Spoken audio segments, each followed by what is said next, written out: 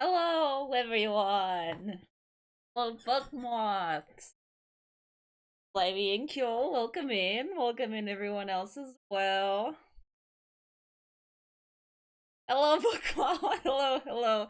How do you guys like my little heart clips on both sides today? It's such a cute hairstyle. uh, it's kind of like, I don't know, Y2K. I like that. That was so cute. Oh my god. I was it was too late. Like it was like 10 minutes before stream where I was like, wait, I should get more hair clips so I could have a Decora style hair. So who knows, maybe I'll do that for the Saturday stream. Throw it back to the to the best years. Yeah, exactly. Personally, I wasn't too much of a early Y2K fashion fan. Yeah. Like 2010s, 2015, better. Tumblr fashion, better. Hello, Lux. Hi, Slimy. The model keeps growing. Yeah, just for for the occasion. Just keeps getting cuter and cuter. Nah. Oh, an alternate outfit uh, with like a Tumblr hipster style clothes. So that I can date myself, for everyone coming in, they'll be like, "Why are you wearing that? That's terrible." And I'll be like, "But Tumblr, you know." Hell yeah. I was thinking of like going through like for some shorts, going through my old aesthetics Tumblr. Um I looked at it last time and honestly it wasn't as yes, it has those cringy quotes on there, right? But it's not as fun to like just open it up, scroll a little, and get hit by cringe. You gotta scroll a bit more. So I don't think it would be a cool short thing to get their drip onto. Exactly. Waiting for you to achieve your final form.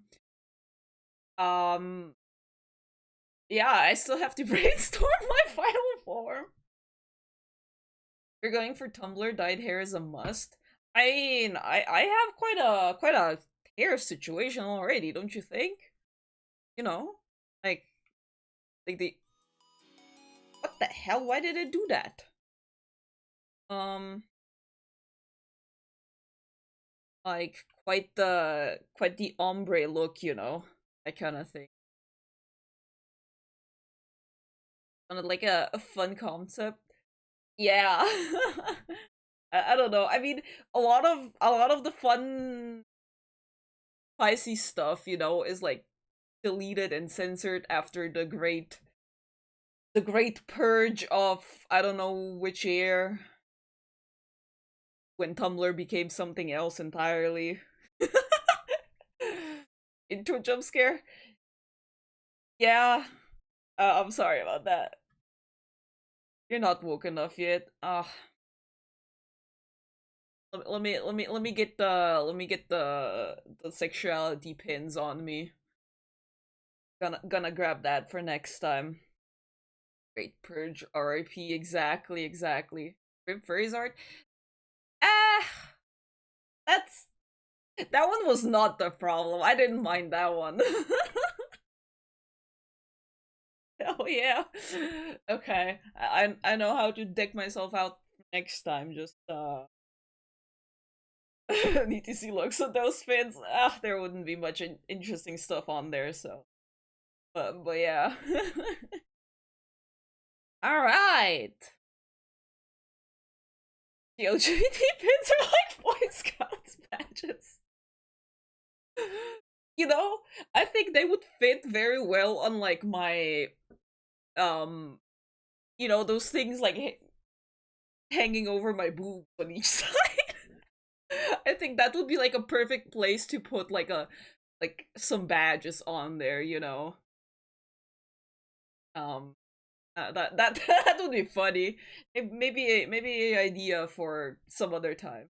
You need to collect them all exactly. Sadly, I don't really. I don't know. Like I said, not that interesting. I approve. Yeah, we'll see. Alrighty then. Are you guys ready for some vampire romance? When I was coming up with this title, I was like, yeah, reading vampire novels, how classic for me. But then I was like thinking like, what was the last vampire novel I read? And I'm so damn ready, yeah. um yeah, so the thing that the romance novel that I last read, I think, was from the Grounds of Nyaxia series. It has like the last one I read was 1.5 part, which yeah, sounds funny, but I've already read 1 and 2, and then I read 1.5. That was like half a year ago. So honestly, yeah, I was like, when did I last read something? Was it Twilight? That was not the last one. Alrighty.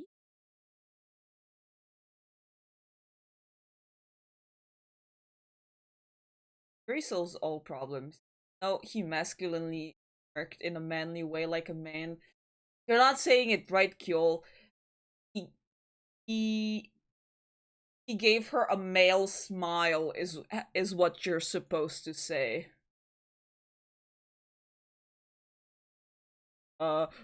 Move. No. Uh Move. There we go. English. Okay, I'm gonna make this full screen. Just let me get to settings.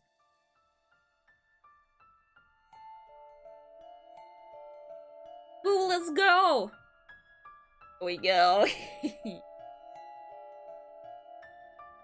The last one I read was 50 Shades of Grey. Didn't really get the plot. There was too much stuff. Listen, we all gotta acknowledge that, 50 Shades of Grey is just a bad book. Like, like...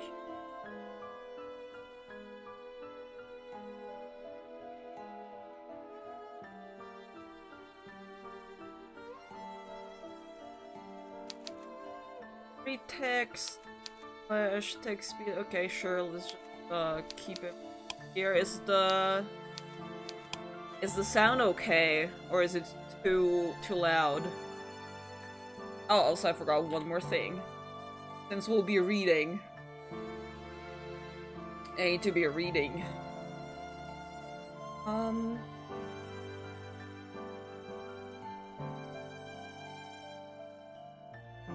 Lux's lowest effort fanfic slop is probably 50 times better than 50 Shades.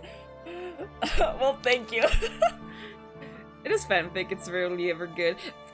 On the contrary, fanfics can be really, really good. Sound is a little loud. Is it?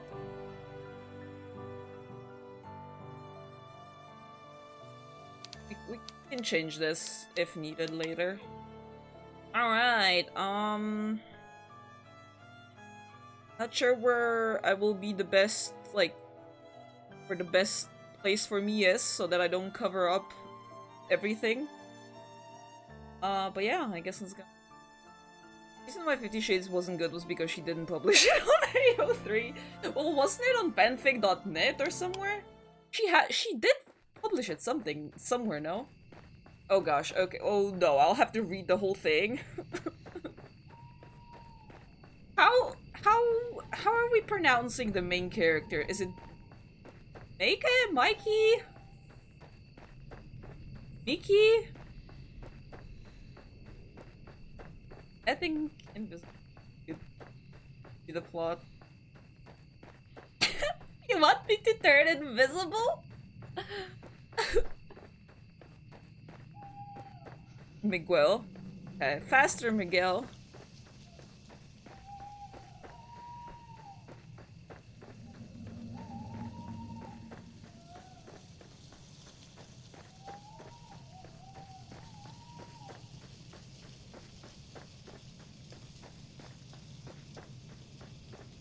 Faster, Mike, it faster.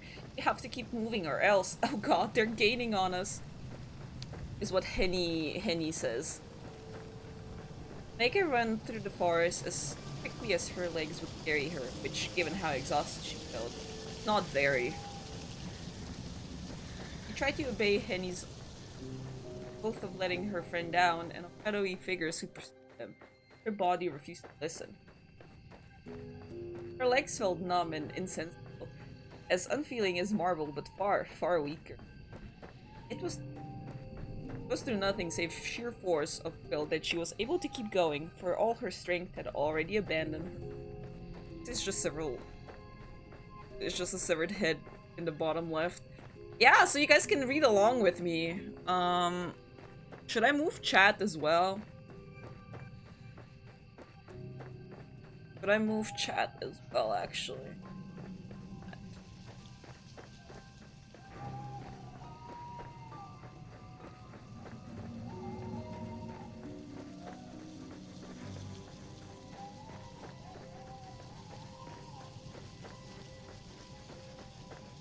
Omeki continued to run, staggering blindly through the fog. She feared it was already a lost cause. There we go. But Lux, reading is hard, you know, so that, like, if I pronounce something weirdly or whatever, you guys can read it. Or if not, you can listen to it, yes. She was but a young woman, slender and, while not so very short, quite unaccustomed to exerting herself. What a great description. She was not like Henny, who spent her days on her hands and floors and blacking the fireplaces. Mika's fingers were white as ivory, while Henny's were red raw, meaning demanding often physical labor. Yeah, that's like a servant girl. Mika's lungs, meanwhile, were straining from the agonizing effort of running. Never before had she known that the act of merely existing could be so exhausting. Don't know how to pronounce her name. Mikey, please. You need to hurry. Quickly. Penny reached back to take hold of Mikey's hand, her coarse, short fingernails digging into. Penny was gripping so tightly it hurt, but Mikey knew. If she lagged behind, she would find herself in far greater pain than this. Mikey recalled how her father had looked back in their carriage, his eyes wide and his face unusually pale. It's fucking raw? What's raw?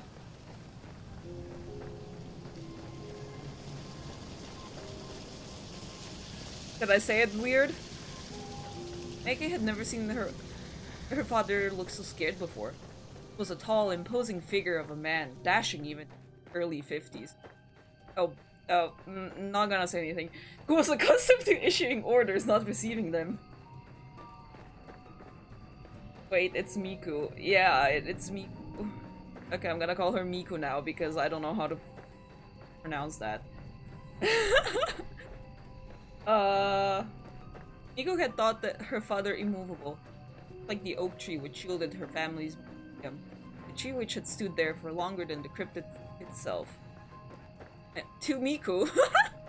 Miku moment, yeah. Her father had seemed like a force of nature, one which was impossible to argue with or get the better of. This supposition had been turned on its head earlier that night, however, in a mere handful of minutes. For all his bluster, father was only human. He was made of flesh and blood, just like Miku. But he bled. Ooh.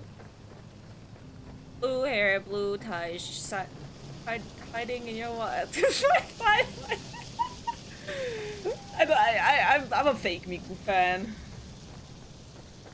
He had bled a lot, in fact, all over the plush upholsters of their carriage and onto the floor. His fine clothes had been stained black with the stuff, and the air had stunk of it, sharp and metallic. Mika could smell her father's blood on her even now, and she and Henny raced through the.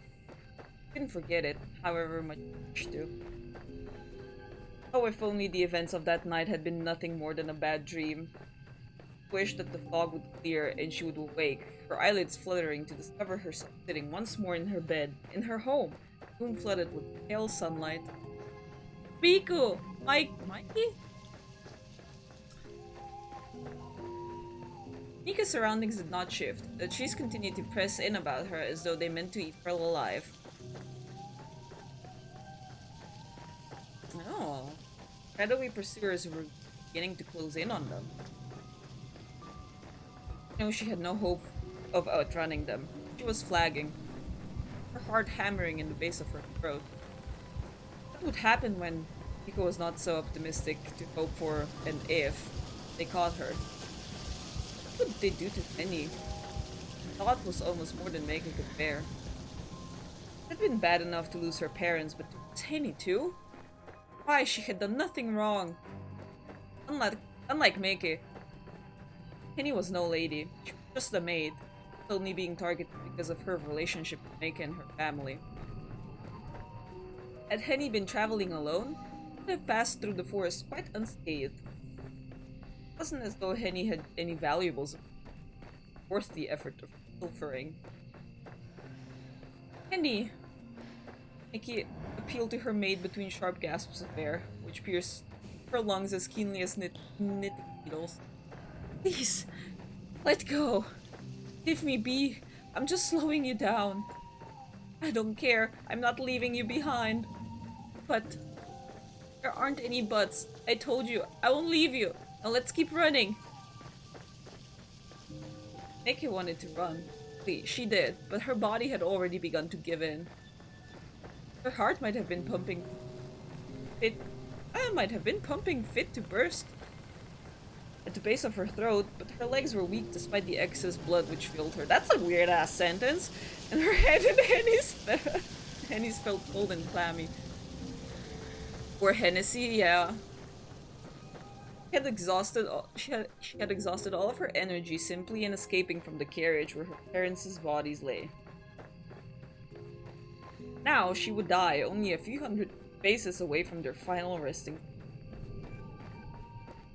Would her mutilated carcass be discovered in the days hence and taken back to her family's home? Would she and her parents be embalmed and stowed away within their mausoleum? Meike did not like this thought. Her family's mausoleum was a terrifying place, full of somber stone angels and spider webs. It was quiet, being situated among tall trees, but its quietude was not at all relaxing. Is quietude a word? I've never seen that before. Quietude. Its quiet was the deep, fathomless silence of death. Meike did not want to die. Yes, it is. Okay. She knew not how she would continue to live on with both her parents slaughtered before her eyes. She did not want to succumb as they had in this forest full of fog. This is so funny. Literally, the book that I'm reading at the moment has a lot of scenes happening in a foggy forest, in a misty forest, if you will. She wanted to go on living for her sake and for Henny's, though not necessarily for Walter's. Who the hell's Walter? God, they're getting closer! We need to keep running. Come on, Meike. But, like the guttering flame of a candle, the last of her energy had been expended.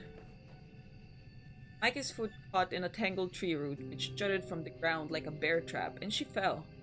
Her hand, which was thick with sweat, slipped from Henny's. She reached out, searching for her loyal maid through the fog, but to little avail. Silent Hill! OD coincidence, yes! Walta, put your day away. What? I don't know the reference. Meike! Henny's voice echoed in Meike's ears, shrill and frantic. Meike's heartbeat shuddered in her chest, hard, as though meaning to stop altogether. But it did little good. Bad breaking reference. Breaking Bad reference? Yeah, never seen it. Alta, open the door. Her head smacked against the ground with a dull, anticlimactic thud. Meike's teeth bit against her tongue.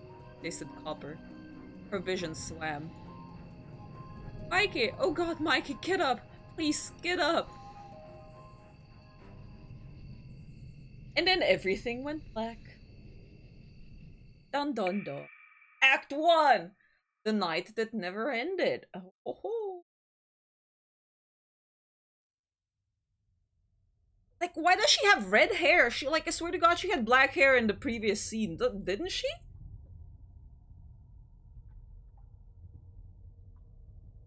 What? Mikey was greeted upon waking by a dull, crushing pain that gripped her skull like a vice. A brackish taste akin to water filled her mouth. One hand clasped to her head. Mikey's body shuddered and her lungs burned.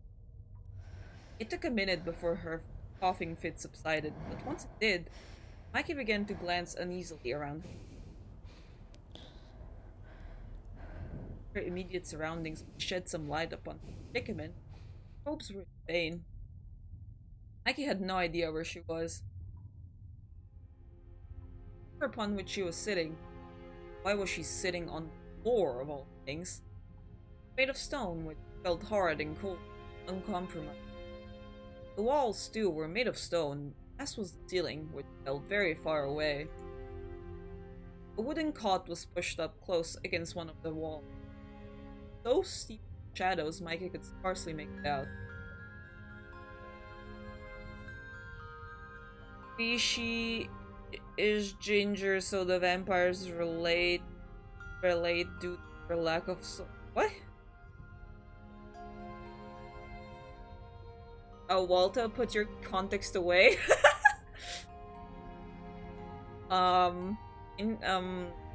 Is that what ginger people are? I'm from Scotland. I get to make these jokes. Okay. There was a chamber pot lying by the cot, which she did not care to examine too closely. Its frame and sides were stained with caked-on filth. A truly unpleasant odor exuded from the chamber pot, which made Mikey's eyes sting.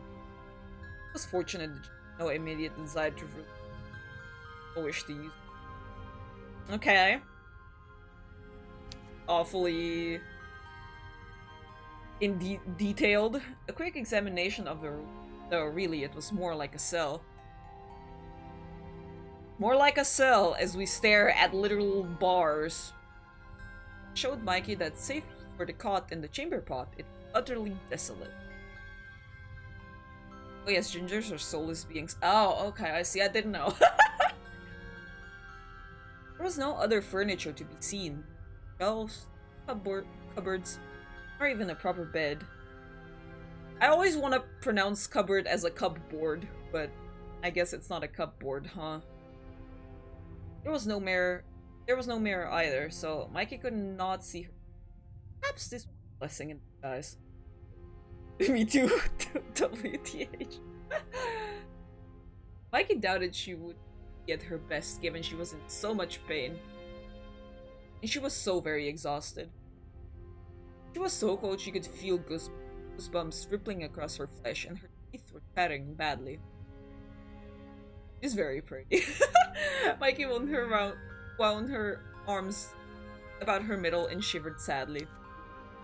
Not only the chamber pot that stunk, the very air itself was rank, heavy with the stench of unwashed bodies and general decay. I feel vindicated. This room, no, she was sure that this was a cell, reeked of death. How had she come to? What had happened to her? Mikey could remember sitting alongside her mother and her father in their carriage as it bore them through the forest, and then there, at the most pivotal of moments, her memories failed her. Mikey could recall nothing else. Had her parents been there, they would have given her instructions. They always seemed to know what Mikey ought to be doing at any given time, but they were not there, and neither was Henny.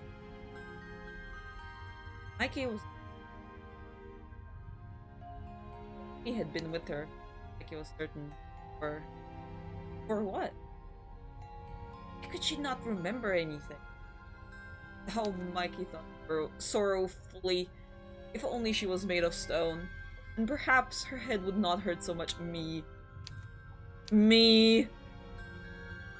really did not feel that her skull really did feel that her skull might explode. Not from the pain still remained, but raw, unbridled fear. Mikey had often dreamed of stealing away from her parents' home to embark upon a brand new life, unfettered by the expectations, but she had never wished for this. Tears began to trickle down Mikey's cheeks, the line droplets. They scored tracks in the dirt which caked her cheeks and dropped one by one to the floor. Oh! Her head bowed, fingers playing against the stones. Mikey sobbed and she sobbed until...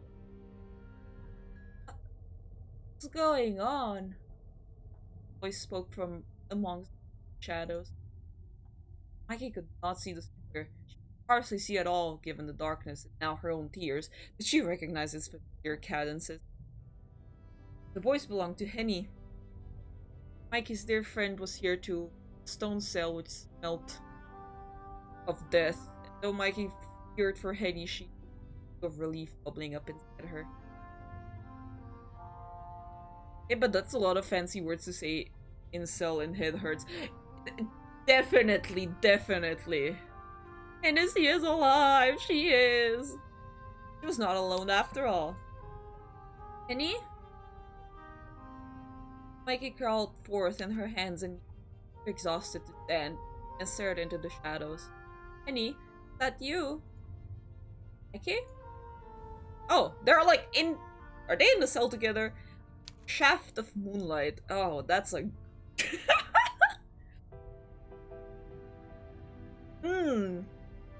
A shaft.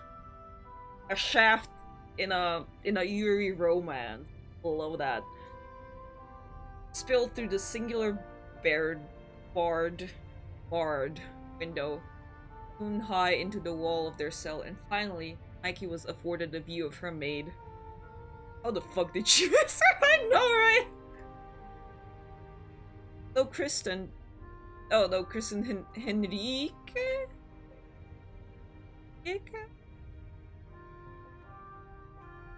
Mikey had always called her beloved maid Henny. It seemed a more appropriate name for so cheery a woman. Henny, from rain or shine, was rarely a smile. Susan is never escaping the succubus allegations. I'm just a romantasy reader. I'm not a succubus, I just read romantasy, and there are so many shafts in there. Just saying. No, she's a servant, but still, yeah, right? Like, she gotta be invisible doing servant things, but... Henny was not smiling now, however. Shafts of light are normal! Ah! I don't know. She was sitting upon the wooden cot which Mikey had first spied, her head bent. Okay, so she was on the cot and Mikey looked at it and she didn't see her. Eddie's face looked woefully weary, and had lost much of its usual pinkness. Her apron, once white, now stained with and sullied with dirt. His shoes had been black and sensible, but now they were mired in filth, and socks were rucked up about her ankles. His hands, which were trembling like those of a twice her age. She looked an awful sight, but Mikey knew she could hardly have been any better herself. His hair might have been a mess, but she kept it short. There was not so very much of Henny's dark tresses to be worked into a state of disorder. Mickey's own hair, meanwhile, was very long and curly, and though she had worn it in a... What the hell is that word? Chignon? I bet it's like French. It looks French. She could now feel it strangling loosely about her shoulders. The back of her neck prickled, either from the cold or from a botched hairpin or two. Looks French to me, exactly! Perhaps that was why Henny stared at Mikey too. She had regained her own sense of equilibrium, though she had seen a ghost. My god! Mikey! Henny looked so alarmed Mikey felt almost ashamed. Mikey was no stranger to shame. She felt it frequently, in fact, when she was with her mother, but it rarely raised its ugly head in Henny's French. Since Mikey's girlhood, Henny had been Her wan, staunch, steadfast companion. She was the only person Mikey knew the only person Mikey knew Mikey for who she was, rather than wishing, often allowed to her face that she could be more appreciative, more amenable, or more like a lady and less like herself. Penny didn't want Makey to be. He wanted Makey to be Makey. Does that mean then that Mikey did not look like Makey in that moment? Who else did she resemble if not herself? So are they gonna spoon? No, it's not the romance between these two. What had happened to her? You alright, Meg? Look at your poor face. Rose from the pot which creaked and crouched before. Reaching out, so shaking she kept making fingers and bleeding. I am? Yes. You have a nasty cut beneath your right eye and your cheek. Henny sucked in a breath, her expression grim. It's all banged up. You're positively black and blue. Oh, I, hadn't realized. I'm sorry, Henny. I mean, look at Henny, thick thighs, save lives, you know. Sure, but like, I mean, It's gotta be the love triangle between childhood friends and a hot vampire. What? Penny, who had procured a handkerchief from her pocket, it fortunately dirty, paused in her dabbing at Micah's face to look at her with the. Why are you apologizing to me? Laughed Coop. I've done nothing to feel sorry for. I don't know. I'm just sorry for making you worry, I suppose. Oh, think not of it. My job to worry about you. Maid, remember? Well, of course I remember that much.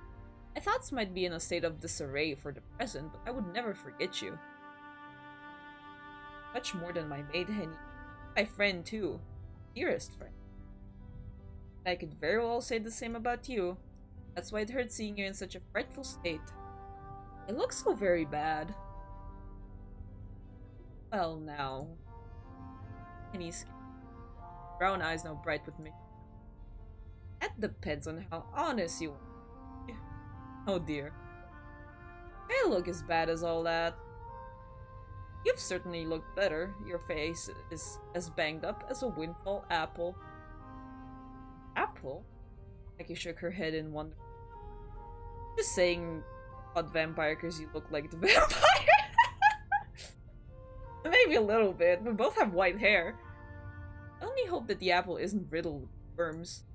I don't think you have anything to worry about on that score. That is a relief. I suppose things could always be worse. Right you are! Spirit. You're still alive, and so am I. We're together. That ought to count for something. So... And he finished wiping the worst of the congealed blood and mud Mikey's cheek, drew back, pulled her cheek, gripped tight in her. Her expression newly dour, she said after a moment. I am afraid that your parents mightn't. Yet? Mikey's heart leapt in her chest. What happened to them, Henny? You know what's going on? I recalled traveling to Augsburg to visit my fiance. But as for how we came here... Mikey closed her eyes in the hope of remembering something, but again, nothing came. Her mind remained stubbornly blank, as featureless as a snowy field, all flora blanketed in untamed whiteness. I'm afraid I cannot. Not a single thing? Nothing. Annie grit her teeth together for a few moments, her eyes dark. She seemed to be weighing up her words as a baker might measure out flour and sugar before speaking. Not such a surprise, I suppose. Your head pretty hard back then. Might be for the best that you can't remember all of the gory details. I wish I could forget what happened myself, but Henny's voice trailed away as awkwardly. Kerchief had been the only clean thing in Mikey and Henny's cell, but now it too streaked with blood. With brown and red. How deep was the cut that Mikey had sustained, and how much had she bled? This too remained a mystery. Mikey did not know. There seemed much all of a sudden she was ignorant. Felt so very unworldly, she might as well have been a little girl again after she had successfully families.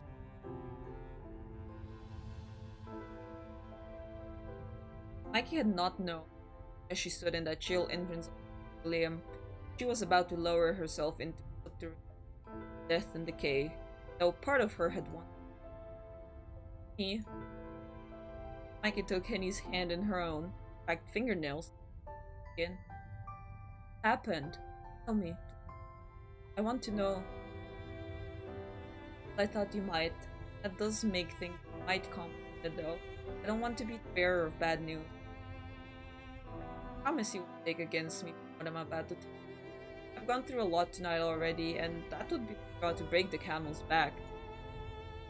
Henny, please. You should know that that is a trivial concern. I'm fully aware that none of this only ever sought to protect. I have no better friend than you. Not in all the world. Precisely because I want to protect you that I don't want to go into this. Now it'll upset you. Christ.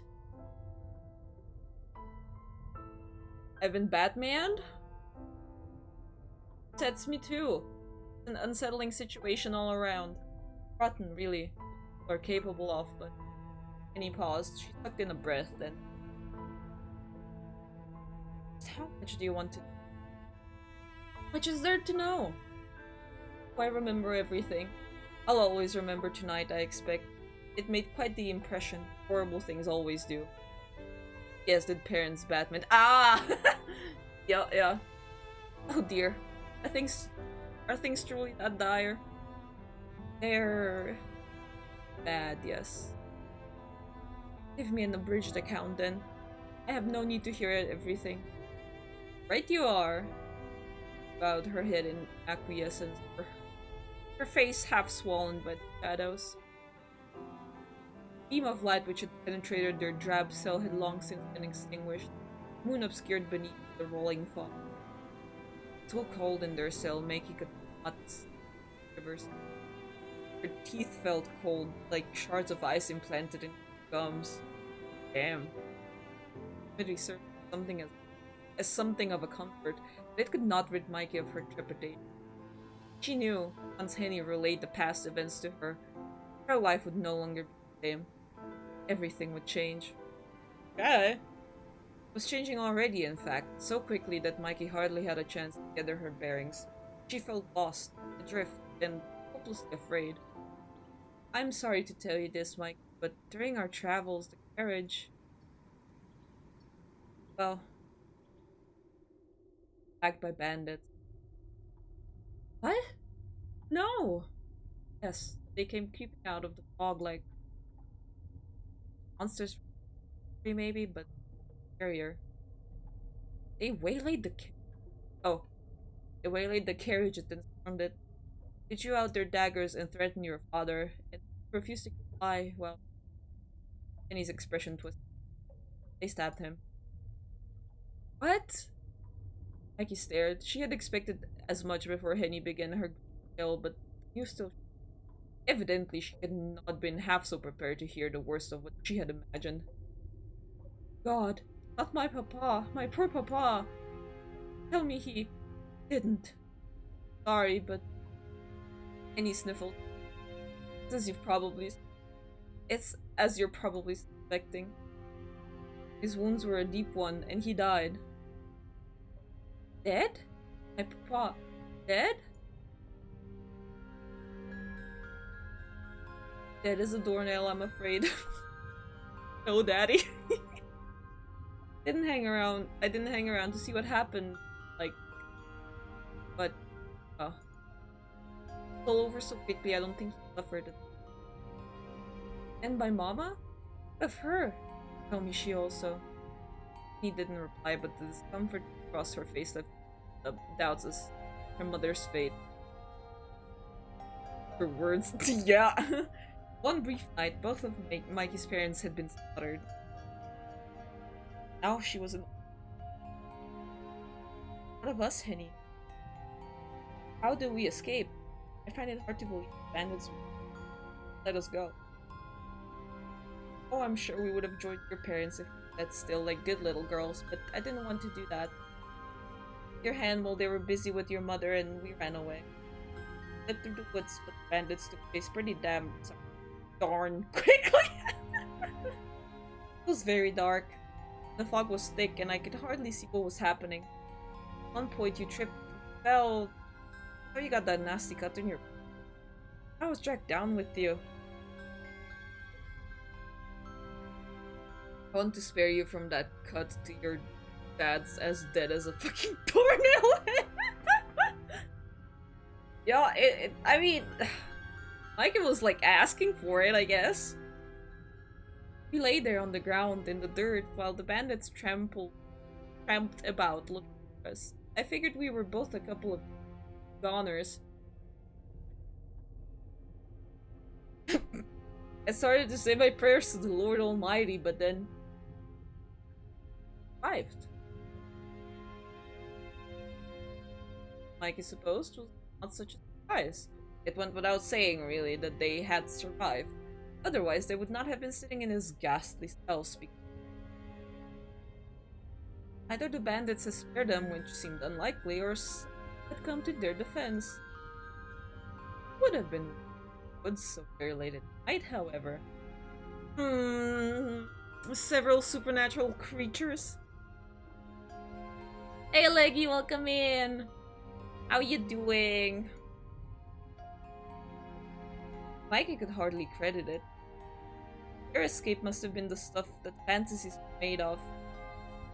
You know, you escaped him. Not what my eyes saw, but if my eyes can see it or not, well, that's another matter altogether.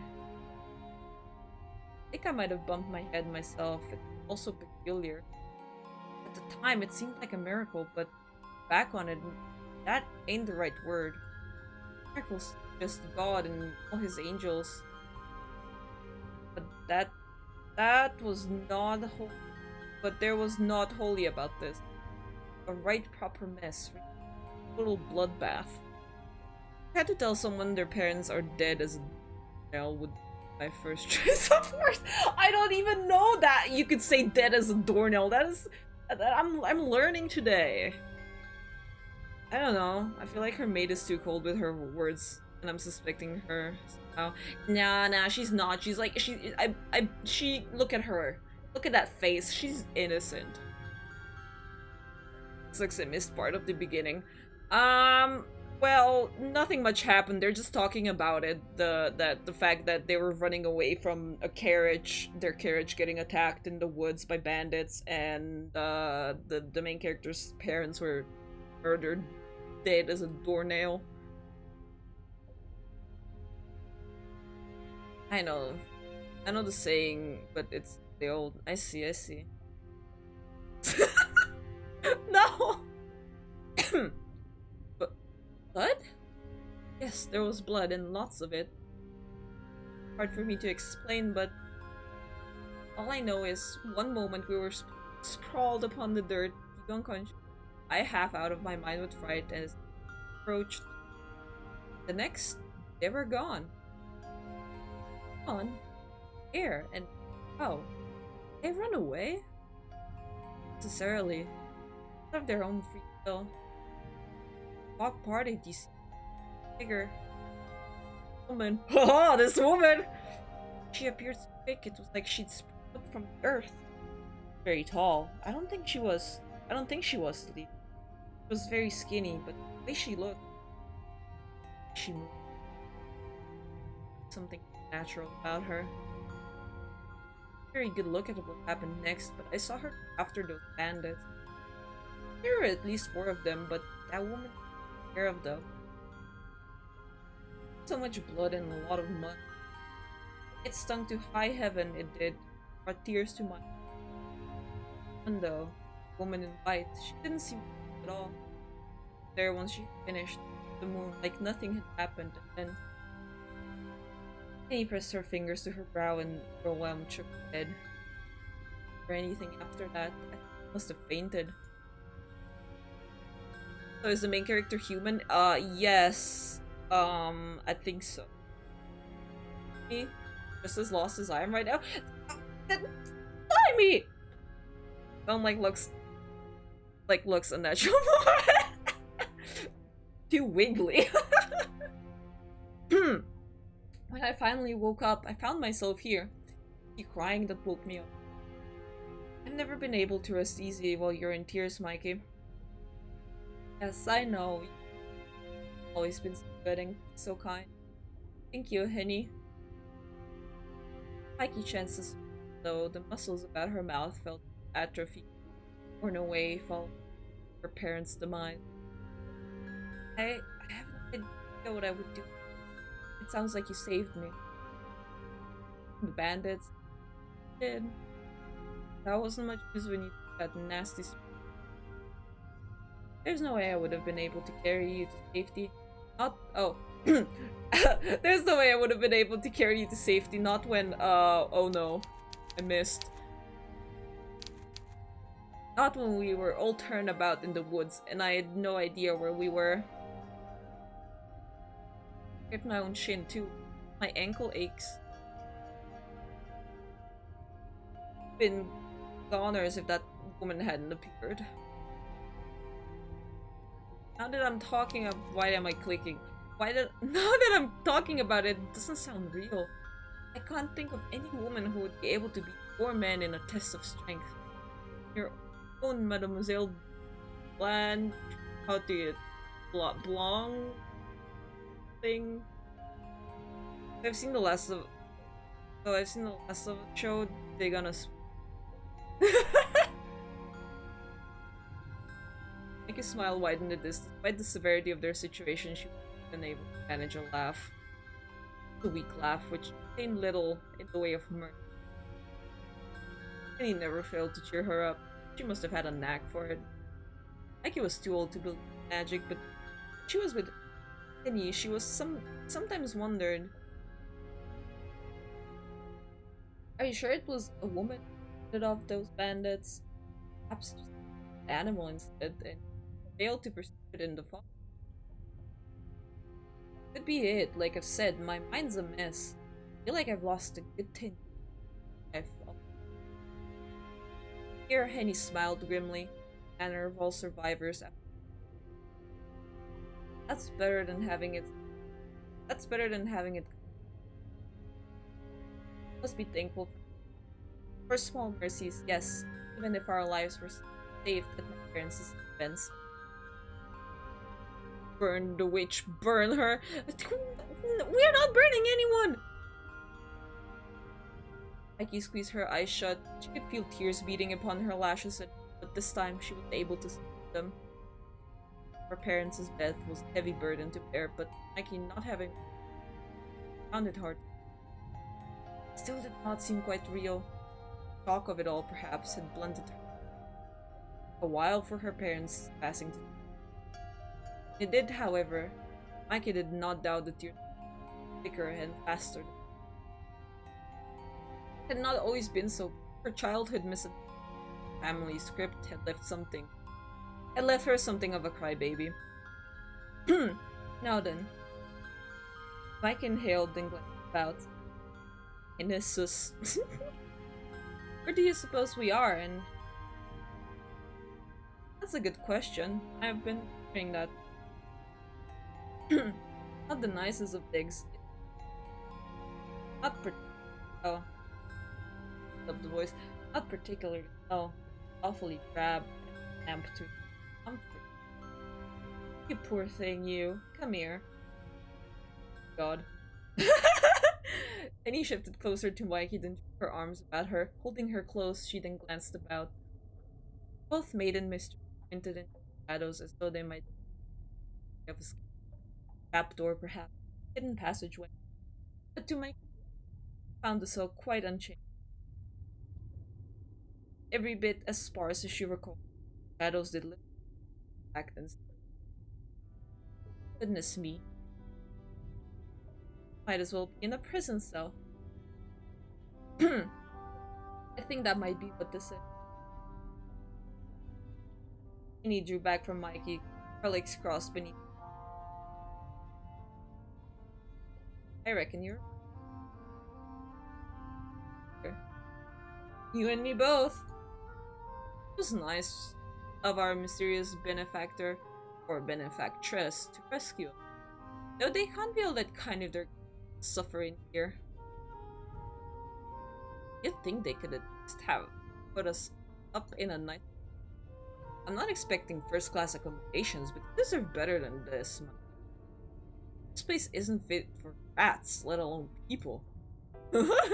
It's alright. You being serious? Raise an eyebrow, well, my. It's better than being dead, at least. Even if these long might uncomfortable. Only a might?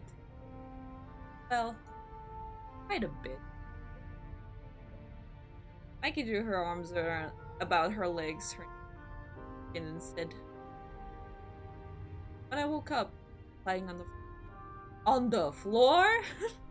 And his eyebrows shot up her forehead until they met her hairline.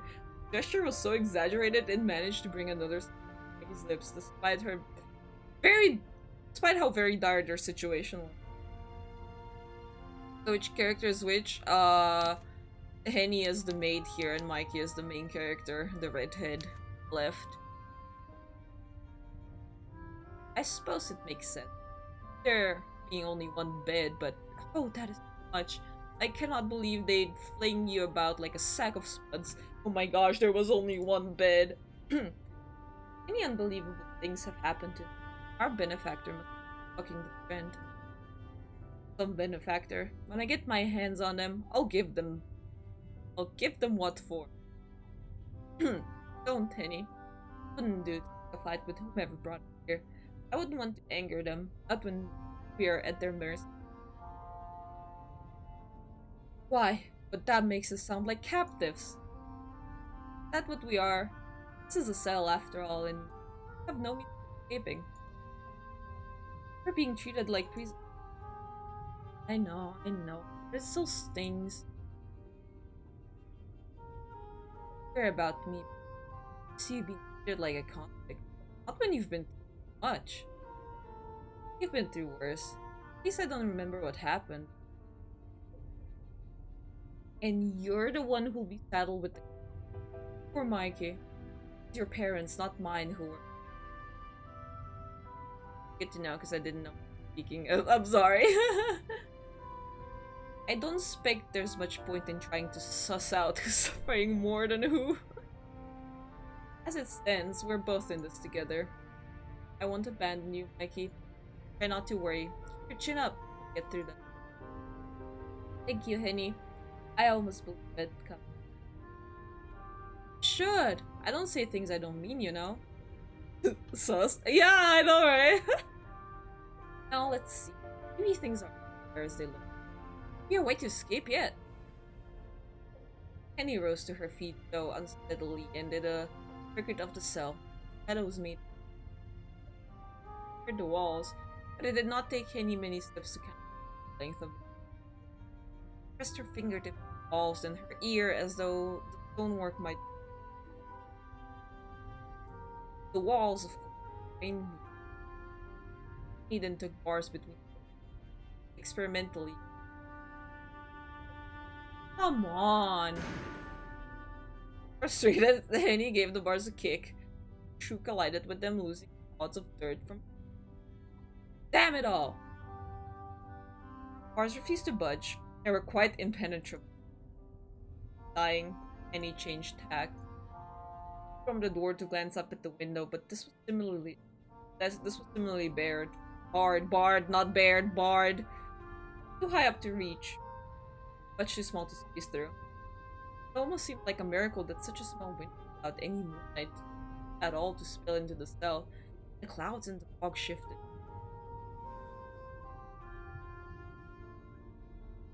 Mikey asked when a disenchanted Henny flopped back down beside her with the. You uncover anything? Nah, falls, except that we're more trapped than I thought. You might have got. Henny kicked off her right shoe again to massage her feet had begun to throb. This is a rum situation. I wonder what there is much we can do other than wait. I suppose, right? I like the thought of that though. Here. We ought to. And he looked at the once more. Drawing a blank here. I can't think of anything we could do. Sorry for being so hopeless, I meant to look after you, but I'm a total loss. I apologize, dear Henny. I feel better simply. At least, I wish I could be of some are of real use. Without you, I'd be an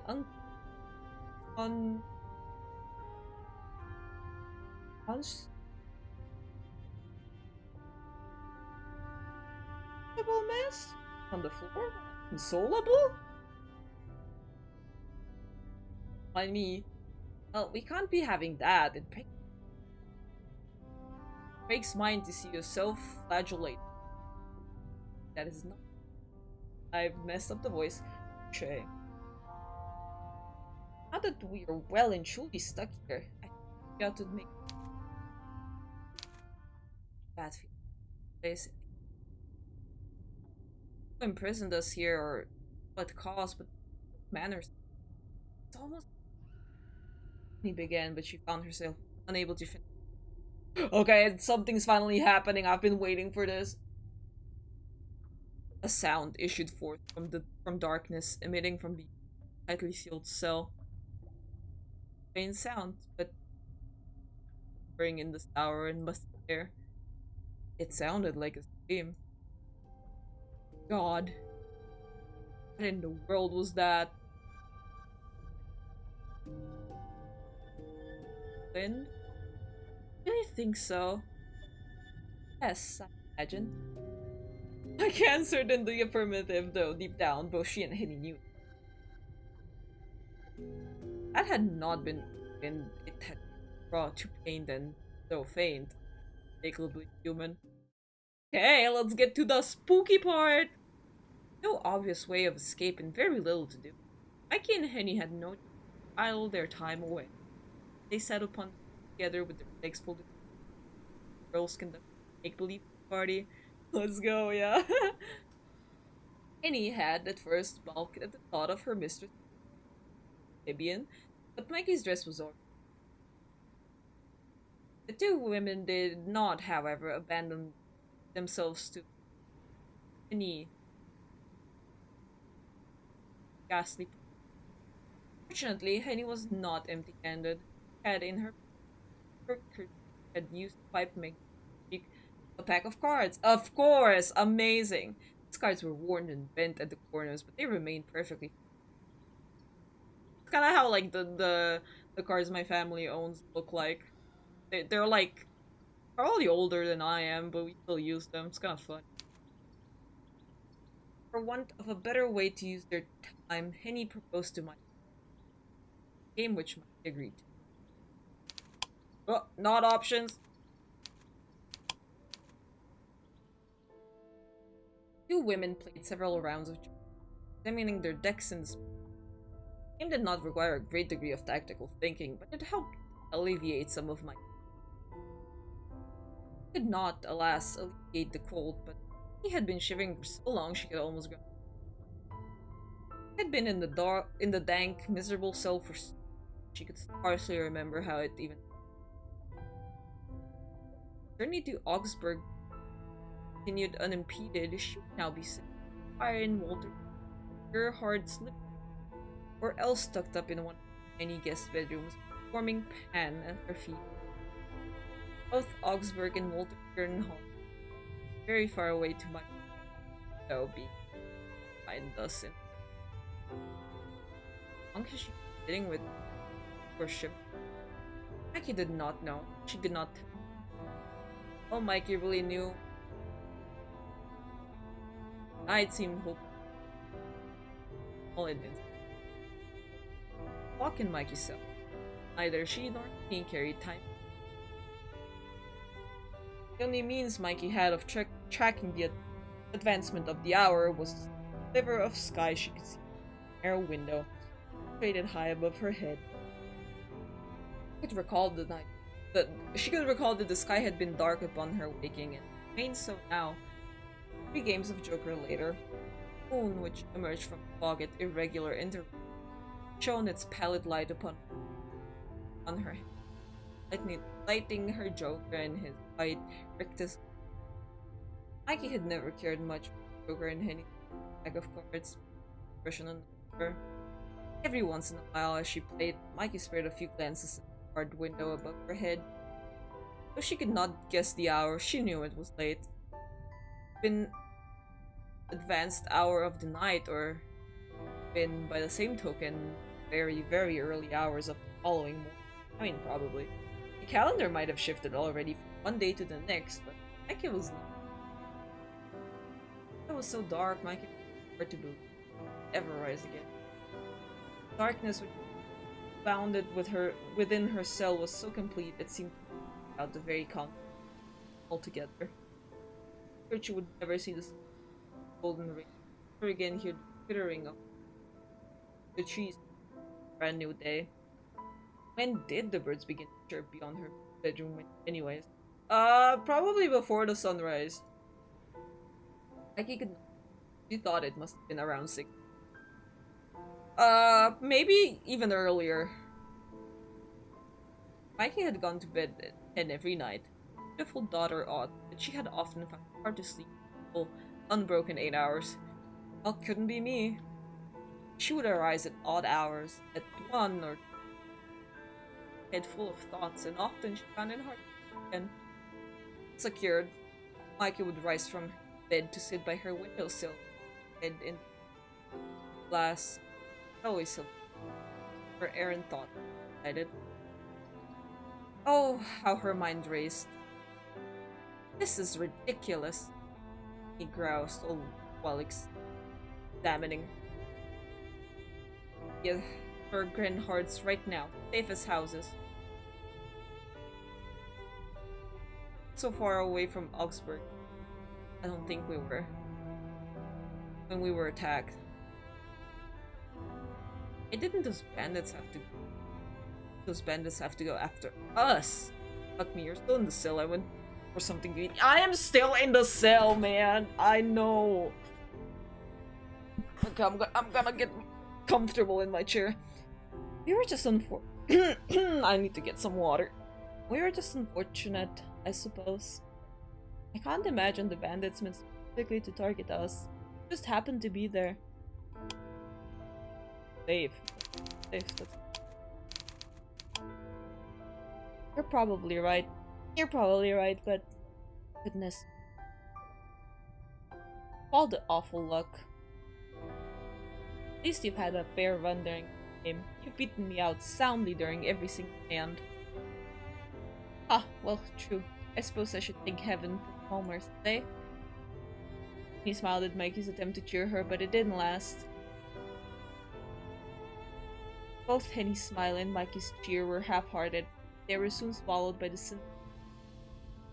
Just laying in bed and listening. I hope that's fun, Leggy! It's a shame I don't feel more thankful. I wonder what Herr Gerhardt would make of this. Be off his head, I'm sure, if he knew the state you're kept in my game. I'm enraged too, for you and him. I don't really watch streams of visual novels my first time. Okay. Honestly? Kinda same. But we you know, gotta get the books and the games. That's my brand. Okay, same, like Lux's reading is so comfy. I'm so glad. You deserve far better than this. You're a von Essen, for crying out loud. Okay, so she's the person who's holding us here. They'll feel mighty sorry for when they realize who you are. You're a real lady. Maybe. Mikey's reply was vague, in both tone and meaning. Not even Mikey herself was sure whether she meant to disparage Henny's optimistic assertions that her being a lady would grant her any favor with the captor, or whether she meant to challenge them as a lady at all. There's not enough nudity in the visual novel for my liking, JK. There is a DLC where you can get more explicit content. Obviously, I didn't get it because I don't want to get banned. Mikey had been born to a noble family, it was true. With a lineage which could be traced back centuries, but the von Essens were not what they had been. Half a century of poor financial decisions and a grandfather with a compulsive gambling addiction had led to the squandering of much of a von Essens wealth. Ugh. The names! While still in possession of their family home and a veritable fleet of maidservants, the family's finances had been in a dire state ever since Mikey could remember. Though not openly wanting for cash, Mikey's parents had made a good many purchases based on their family's prestige rather than the figures in their bank account. So where would one find this DLC asking for a friend? I mean, it's just on Steam. You just get the game and then you just get the DLC for free at in the store. I mean, you have to pay for the main game, you know. Mikey's wedding to Herr Gerhard had been an attempt to shore up the family's wealth before they would fall from grace altogether, but that now seemed an impossibility. How could Mikey wed Walter after she was incarcerated?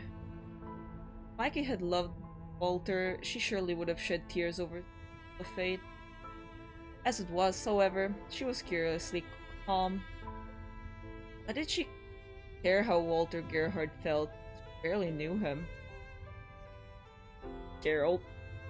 Not Geralt. Gerhard! Walter returns. Well, not to worry. Herr Gerhard must be sitting in his drawing room right now, where the blazes we are. Herr Gerhard is sure to send out a search party before long. He'll be worried sick about you, Mikey. Really think so? Absolutely. I mean, he's your fiancé. You ought to be worried. Such a sweet thing, I don't see how he couldn't. Thank you, Henny. I appreciate it. Don't thank me, Mikey. I'm just stating the facts. Get hard looks? I barely know you? What? If I was a man and I had a fiancé like you, you can bet that I wouldn't let you out of my sight. Perhaps it's a good thing that I'm here with you then. You at least know I'm alright. Yes, you are, and I thank heaven on high for it. You know I'd do anything to keep you safe, Mikey. Also, since this is Yuri, we all know Walter is a MFer. Yeah, probably. Get hard to get hard. Oh! Fair enough. I know. Mikey could well believe that coming from Henny. When it came to Henny's claims about Walter, however, Mikey was less certain.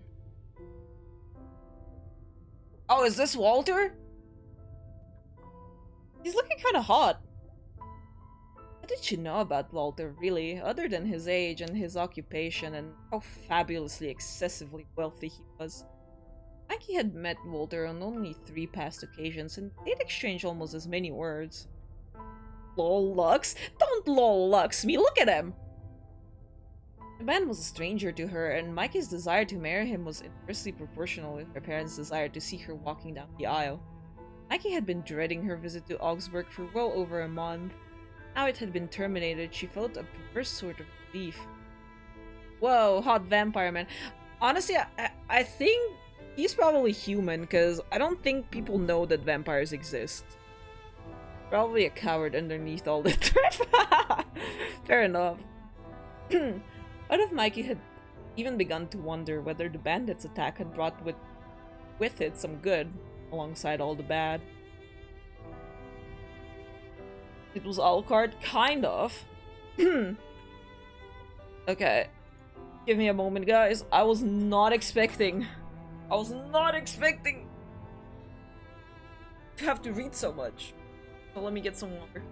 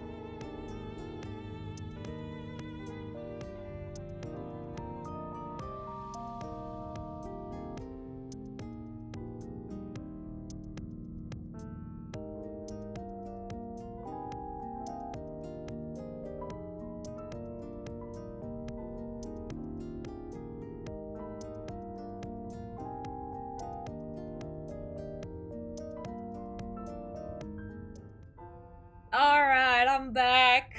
Where did the game go? Oh my god, the game disappeared. Yeah, it depends. Was he seen in the daytime? I don't think there was daytime yet in this game. Welcome back, looks like you. My... Okaeri...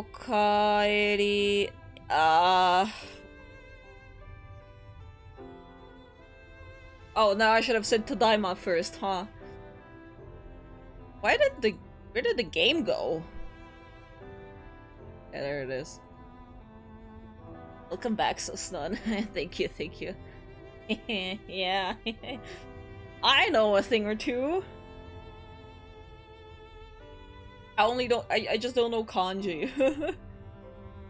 Part of Mikey had even begun to wonder whether the bandit have brought with it some good alongside all the bad. We read that already. But that Mikey chastised herself was hopelessly cruel. Her parents' lives truly worth that little to her. Lux is so wonderful and talented and smart and sexy. No, I'm not. I could only do 1 year of Japanese and then it was too much, so then I did a different, swapped my majors. It was true enough that she may never see Walter Gerhardt again. She would never see her mother nor her father again either. Aww, yeah, exactly. It was not a fair trade, not by any stretch of the imagination. Still really cool though? Yeah, it was quite a year. How she could ever have thought of such a thing? She really must have been wicked. Is that why she had found herself in such a dire situation? Perhaps this was God's way of punishing her for being a poor daughter and a sinner who spent too much time lost in daydreams, imagining things which could never and would never be. Please give me the vampire lady, please! Mikey and Henny sat in their cell for what could have been minutes or hours or days, whittling away the time. My god, there was so much time, but continued unending incessant games of daydreaming straight to hell. Listen, I speak English. We didn't colonize the rest of the world just to speak their language.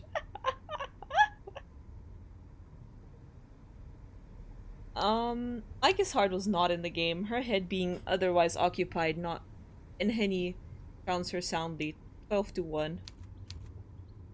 Henny was better than Mikey at card games in general, so this game is little surprise. Mikey was accustomed to losing and accepted her failures. Good grace. There were more important things in life than card games. And in any event, Mikey was glad to be rid of the eerily grinning jokers in her deck. Little of note happened during these dead, empty hours. Mikey had begun to wonder, in a detached way, as Penny launched into their 14th round of Joker, whether they would ever meet their rescuer. Card game, you say? The game saying things, not me. Perhaps whoever had hauled them from the forest had done so not as an act of kindness, but as means of prolonging their suffering. Maybe they meant to keep them locked in the cell alone until time itself slowed to a trickle. East, solid stone walls tumbled down about them, crushed their emaciated corpses in debris. Yu-Gi-Oh! Never much into Yu-Gi-Oh! Ever. I've always the cards that I've collected were always Pokemon.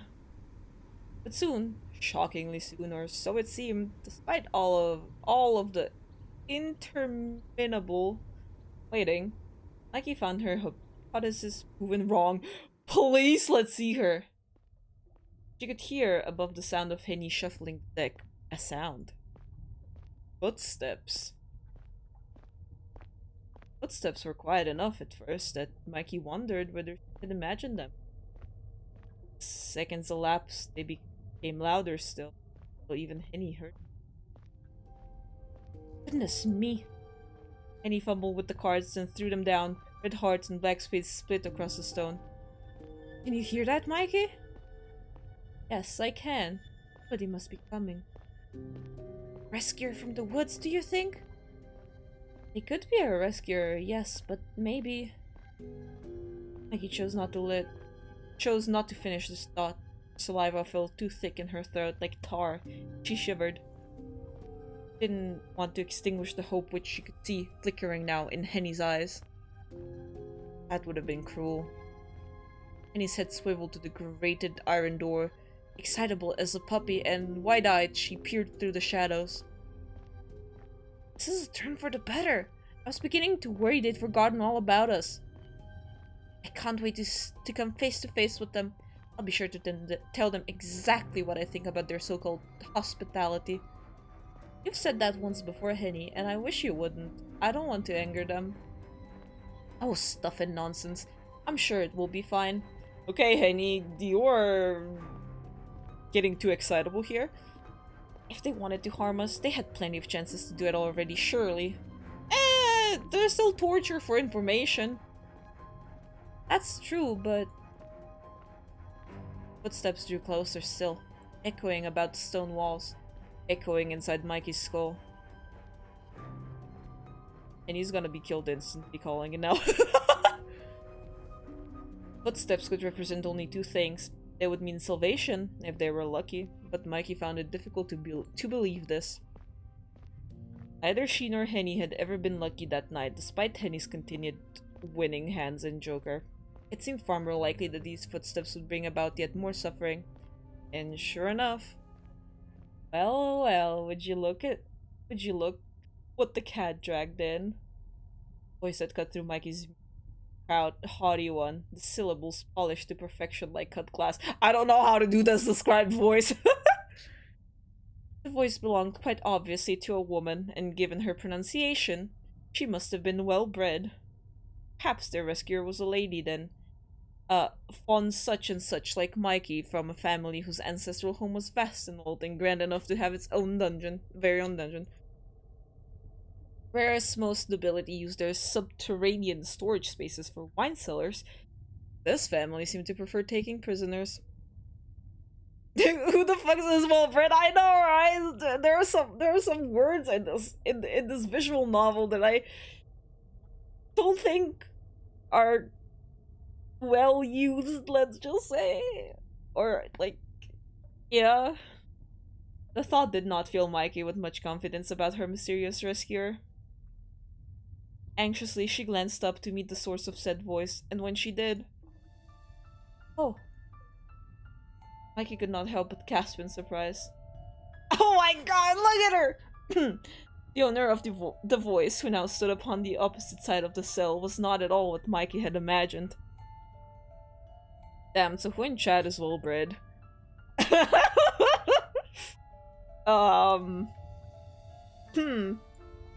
She was shorter than Mikey had expected. Shorter than Mikey herself, which was... Oh, shorter than Mikey herself, who was dwarfed by her wealthier, significantly older fiancé, and slender with it, her cheekbones high, her neck not dissimilar to the stem of a flower. Her skin was frighteningly pale, like that of a corpse, and beneath her eyes, Mikey could see dark rings similar to those she often sported during the long nights at her bedroom window, unable to sleep. Who here breathing they well? The woman, was she a girl, had hair so fair it was almost white, which will seem to glow in the moon's light. She's so pretty, oh my god! Her hair was not worn in a chignon or whatever, but instead was loose. It tumbled about her shoulders in waves, all disarray in a manner which would have made Mikey's mother swoon from the sheer impropriety of it all.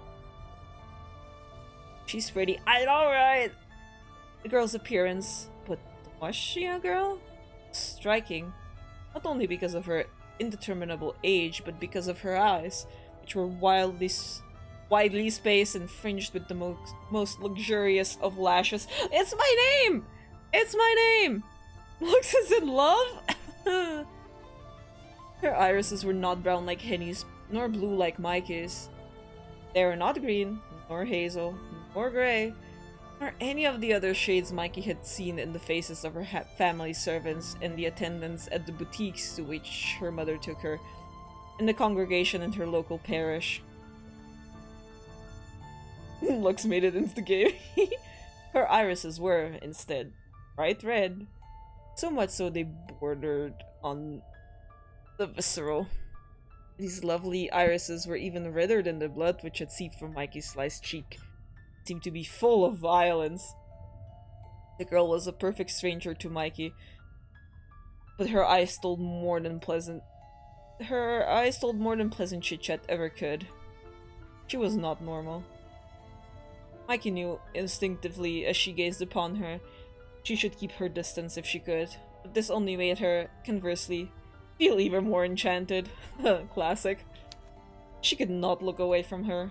It was as though her captor had placed her under a spell. That woman.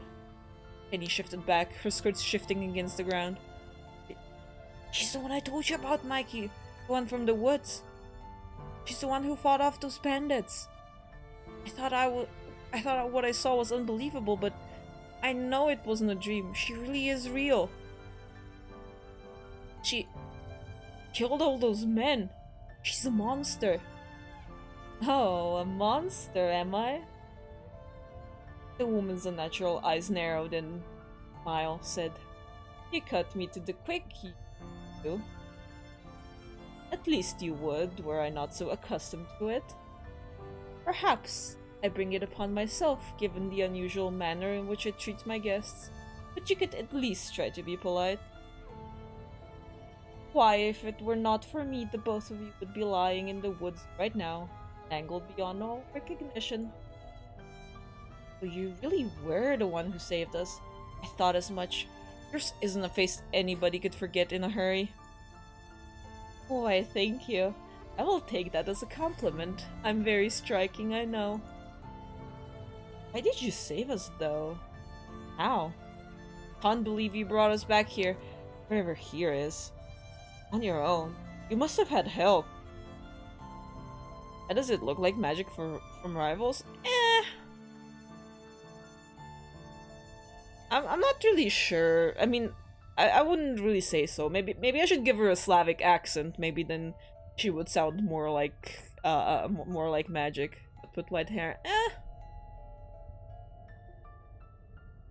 Oh, if only. But alas, I have not had any help for, well, let's see. Must have been a century at least. The accent would be cool. But she's well bred. She must not be Slavic. I mean her name is Magdalena, so I don't know. That sounds a bit more Slavic-y, but eh. A century? And he gawked at the woman, her eyes agog. Agog? That would make you older than my grandmother. That can't be right. You don't look a day over 18. Lux, you're on thin ice. I'm just saying! Game's words? Not well bred! It's the Bow the Whale meme! I want to be bred! I know how you people feel about Slavs. Calm down. I'm just saying what Bao said. This is not me. I'm just quoting a meme.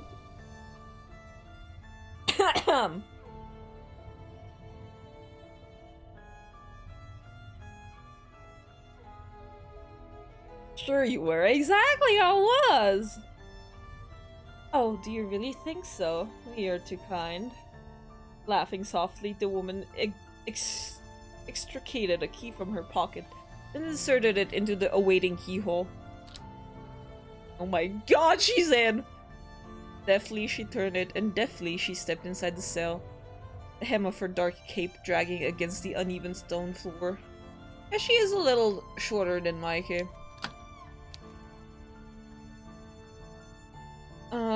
Once inside the cell, she turned to close the door, then locked it anew. Oh. There, that ought to do it.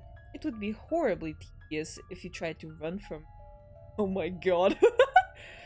I would be able to catch you, of course, but I'd rather not bother with all the fuss.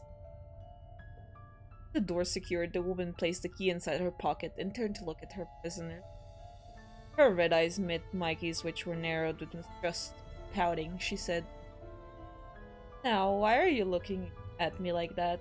Making me quite unwelcome." I thought you would be relieved to see my face after being left to languish in the catacombs of my castle for hours on end, but maybe I was hoping for too much. Clipped. Amazing. In any case, you shouldn't frown like that, dear. It's an awful waste. It'll wrinkle your pretty face.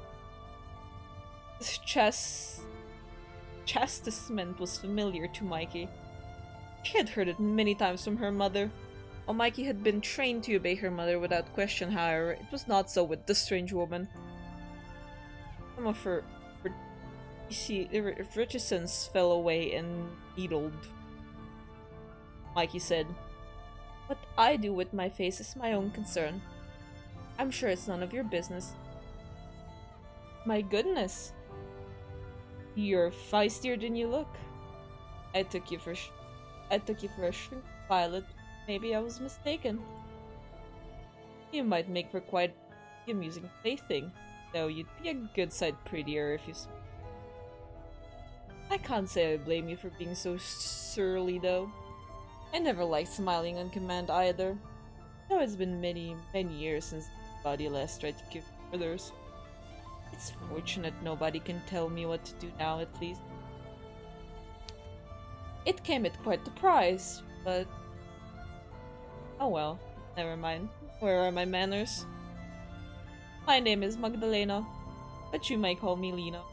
So are we going with Lena or Lena? Lena? Eh.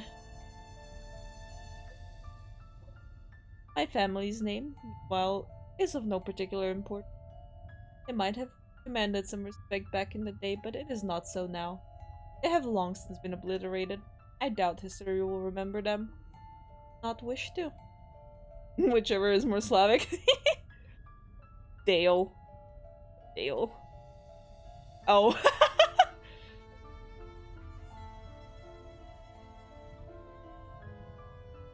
I am all that is left of their legacy, A fact I would very much love to rub in their faces, but alas, I never got the chance. It is very nice to meet you for the time this. So saying, Magdalena dropped a neat curtsy, taking hold of her cape in lieu of a skirt. But I'm afraid I will not be afforded much of a chance to properly know you. Well, why elf ears though? Vampires have elf ears in some versions of vampire media.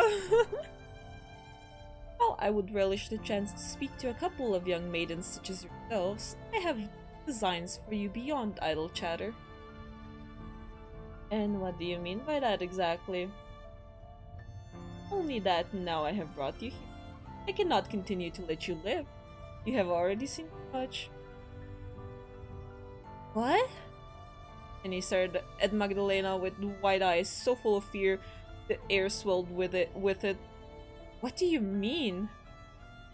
What I said. You tried to keep up. Awfully tedious having to explain myself down to the finer details. But I suppose you have the right to know the bare minimum. Prisoners, though, you may.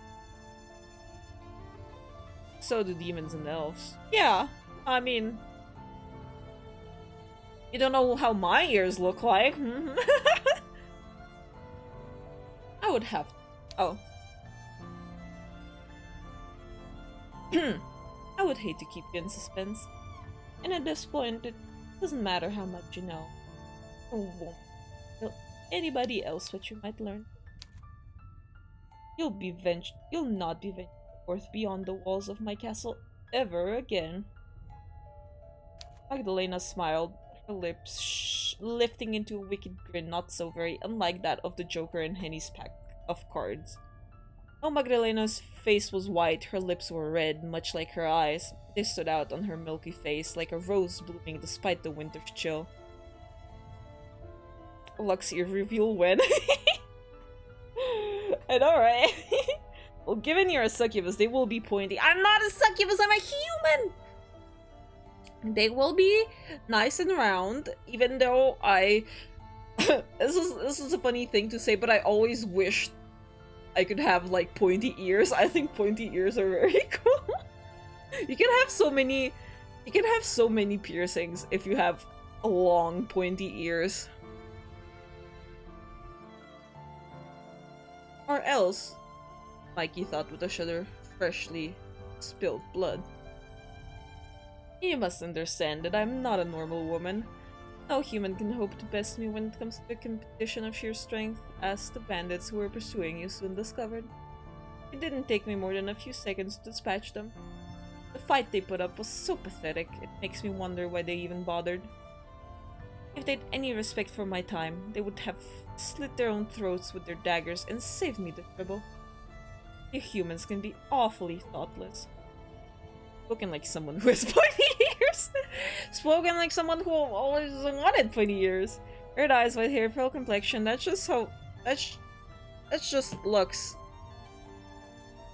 At least we know why you're playing it now. Yeah, I'm promoting myself essentially.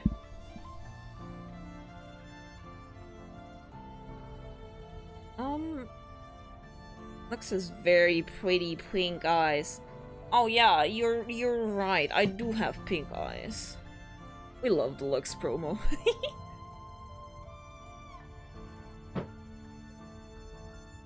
But if they had done that, I wouldn't have been able to bring the leader of their group back to my castle.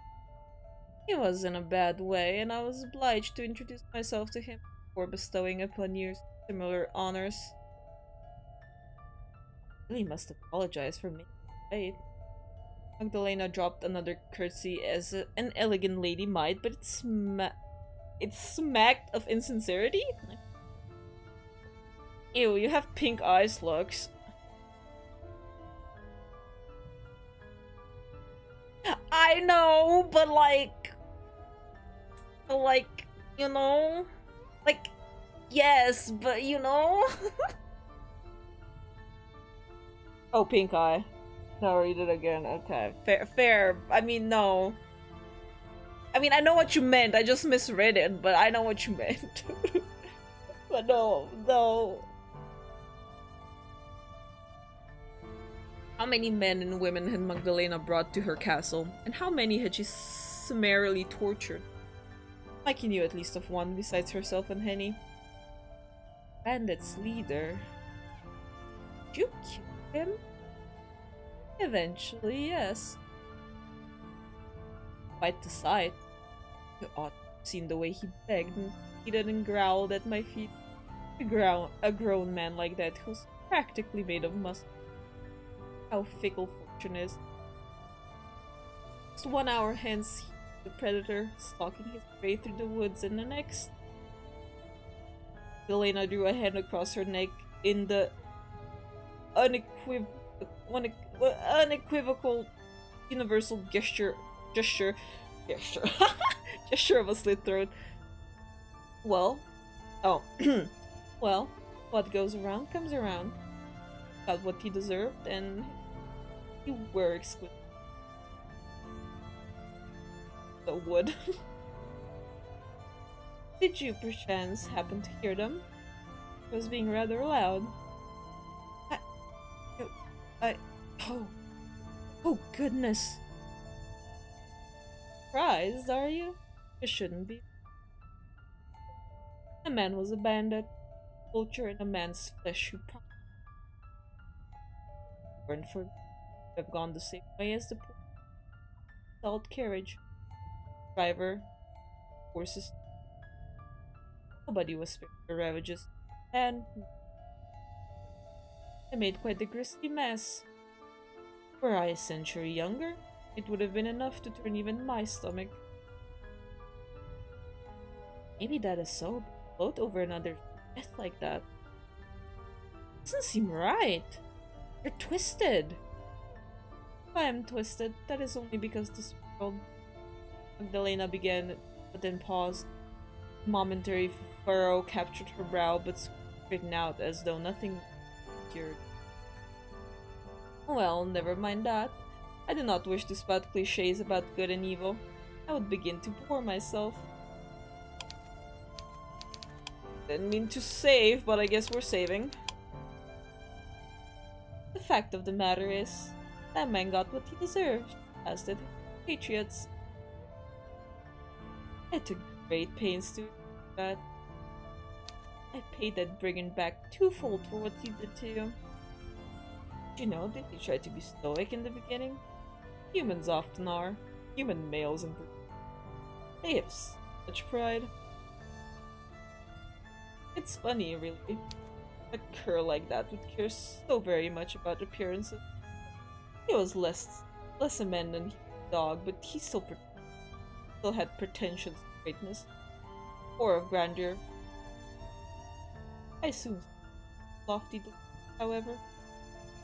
Humans are very alike in one. You all scream the same after your bones have been broken, and you all bleed red. Man was a brigand, I'll grant you that. He deserved a hangman's noose, but that's for a court of law to decide, not you. It isn't justice, it's barbaric. You shouldn't be taking pleasure in other people's deaths. Frank Castle debate! What gave you the right to kill him anyways? Frank Castle debate! She's very edgy, yes. I had every right to kill him. He was trespassing upon my land, as were you and the young lady here. Life was forfeit. On my territory. Lord Sprayer may say we ought to forgive those who wrong us, but I have no patience with such teachings. They do not apply to me. Lord has forsaken me. I am no longer a member of his congregation. Oh fuck, I got myself on it! He would have no love for me as I am now, and I have little love for him. I cannot conceive how he have let me suffer so. If sometimes I do. Do you mean to add blasphemy to your list of crimes? Oh, I've done far, far worse than that in my time. The morals of you good, sententious churchgoers do not apply to me. I am not of your kind. I am a drinker of blood who walks the night. I've been alive for over a century. Though my life is very different to yours, Mistress. I doubt that you could understand me, and neither do I want you to. I have no desire to understand you either. There would be no point. This is the skin of a killer, Bella! We are much too different. Drinker of blood? But that will make you... Say it! A vampire? Mikey, who offered forth this label after Henny's voice faltered. Look, this reads like a really bad fanfic. Listen, I did not promise it was gonna be good. We're here to judge that together. Blasphemy being the worst crime in this scenario strikes me as very funny. Yeah, murder's fine, but blasphemy, you know? Mikey was an ardent devourer of books, and she had read before of such shadowy denizens of the night, much to her mother's chagrin. Lady von Essen had thought that Mikey, as a well-bred young woman, ought not to read at all. It will only excite your mind, dear, but should instead busy herself with embroidery. I mean, embroidery is fine as well. Don't you hate on embroidery? Plot twist, Lux made this. I would like to make a visual novel. I think that would be very fun. Mikey, however, had always preferred books to busy work, particularly work which involved needles. She found herself returning to stories time and time again when she needed a break from her own life. Mikey had read all manner of books over the years, but she preferred adventure stories, full of mystery, intrigue, and yes, even murder. Mikey knew from her reading that vampires were nocturnal creatures, often aristocratic, who shunned the sunlight, dwelt in ruinous castles, and supped upon the lifeblood of fair maidens. Yes, Mikey thought, in an oddly detached manner, that did make sense. He had sensed there was something strange about Magdalena when their eyes had first met. Magdalena really been a vampire. It all made sense. At least it would have had Mikey been a heroine in one of her novels. But life, Mikey reminded herself, was not akin to a story. Mikey might not have consumed books like a starving man, but she had sense enough to know that the words written within the pages of adventure stories were all scenes of fiction. Lex was enjoying it until they dunked on embroidery. Now it's an instant 2 out of 10. I mean, it's always like that, you know. It's the not like other girls from, like, it's the medieval not like other girls kind of thing. Like embroidery? Ew, no, I read books. I wear pants under my skirt, that kind of thing. Real? A vampires ought to have remained within the realms of make-believe. They had no business walking about as humans did, made of cold, unfeeling flesh with heart no longer. They were supposed to be constructs, mere figments of fancy. Magdalena was undoubtedly real, and settlingly though she was, Mikey did not take her for a liar. Yes, that is correct. I'm a vampire, and this castle is territory.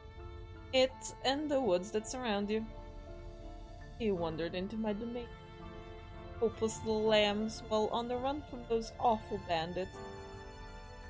I know none of this is your fault, and I have no quibbles with you. I'm not blaming you for what occurred tonight. There. See how fair I am? I'm too nice by half. Too nice for my own good cause.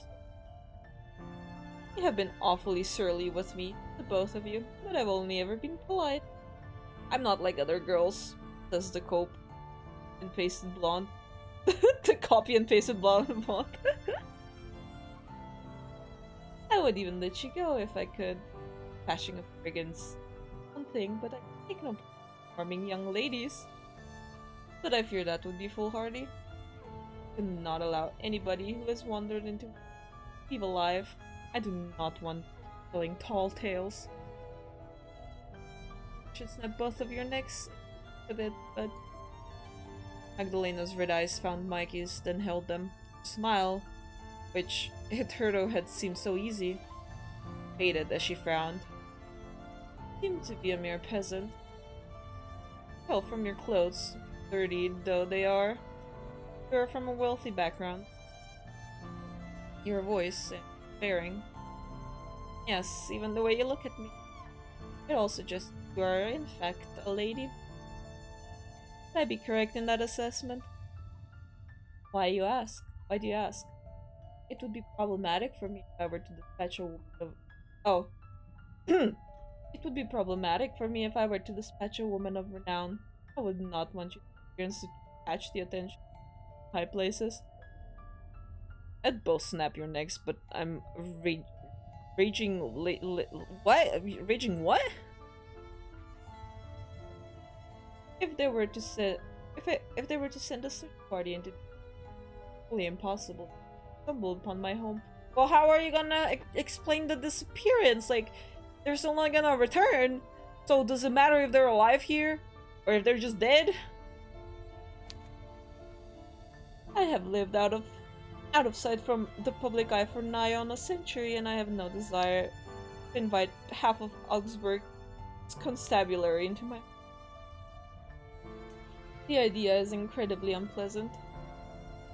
Magdalena pulled a face as a small child might when compared to a plate of food they did not much care for. If you really are a lady, I might do well to exercise caution. I can offer your life and kill only dowdy girl. Your maid, I take it? Magdalena looked at Henny now. Her lips curled into a mean smile. What do you say to that? It's not a bad trade, is it? Her life for yours. Precious few people find themselves in my abode are ever able to live to tell the tale. For having lived a century, she really doesn't think things through. He would be one in. Goodness. Many guests have I had over the years? There must be a good 200 or 300. Weren't you touched by my thoughtfulness? Silence descended in the decrepit cell following Magdalena's announcement. Stuck for words, Mikey could only stare at her. Her lips parted. What was she to say to Magdalena's proposal? How was she to feel? Relief, certainly, at the prospect of escaping the cell, but Mikey could take no real pleasure in it. Not when it would come at the cost of Henny's life. How could she abandon her friend who had been by her side since early childhood? Were it not for Henny, Mikey knew she would be dead already, butchered like a farmyard animal in her parents' carriage. He had rescued her once already. It seemed unconscionable she should leave her now. Mikey turned this over in her mind, worrying her teeth with lower lip when... Oh my god! Well, it's my life. Oh, well, if my life's all you're after. How many loaves of bread have you eaten in your life, Energy? I don't get the reference? Kenny reached out, taking Mikey's hand between her own, and then said, what else is there to think about? Sounds like a fine suggestion. Do you agree, Mikey? JoJo reference? Oh. I watched JoJo, actually. What? Mikey stared into Henny's round, soft face, her eyes vast and uncomprehending. The fella who says that line is a vampire, Dio from part 1. Oh, Dio says that? Okay. You thought it was Jonathan, but it was me! Dio! Surely you don't mean that. Not alright with this, are you, Henny? Well, it'd be a lie if I said I was jumping up and down for joy at the prospect of being eaten by a vampire. Henny's smile wavered, though she tried to maintain a brave face. But if it's what I've got to do to save your life, Mikey, then I'll do it. I do love you after all. I'm not going to let you get hurt. Penny tried to sound brave, but Mikey could hear her, how her voice trembled all the same. Feel too how Henny's hands shook. Henny, like her, had heard the screams of the bandits' leader as they echoed through the halls. Though neither woman had seen his final moments, they knew from cries that the demise must have been barbarous? Shouldn't it just be barbaric? Theo says this before the fight with the Pelly, Jonathan, and Speedwagon. I see. I honestly don't remember as much, especially of the first part. Then again, it was fairly short. Mikey could not allow Henny to endure such sufferings for her sake. She could not allow her to die. Mikey knew Henny wished only the best for her, but no. Mikey spoke up, her voice surprisingly cool given the fluctuations of her heart within her breast. I won't allow that to happen. It wouldn't be right. If one of us must remain here, then it ought to be me. What? No! I didn't mean that, Mikey. Surely you jest. No, I'm not. I have a terrible sense of humor, Henny. I hardly ever tell jokes. I don't have enough levity in me for them. Part 2 is the best part. Listen, I really liked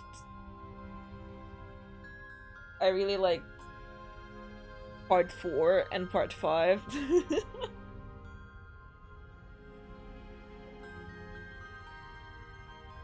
I'm being very serious. You've always looked out for me, ever since I was small. Not that I always listened to you. Remember when I stole the keys to the mausoleum, my insufferable curiosity, and crept inside? But of course I remember. You dragged me in after you, despite my warnings. And it went about as badly as expected too. Part 6 is my favorite.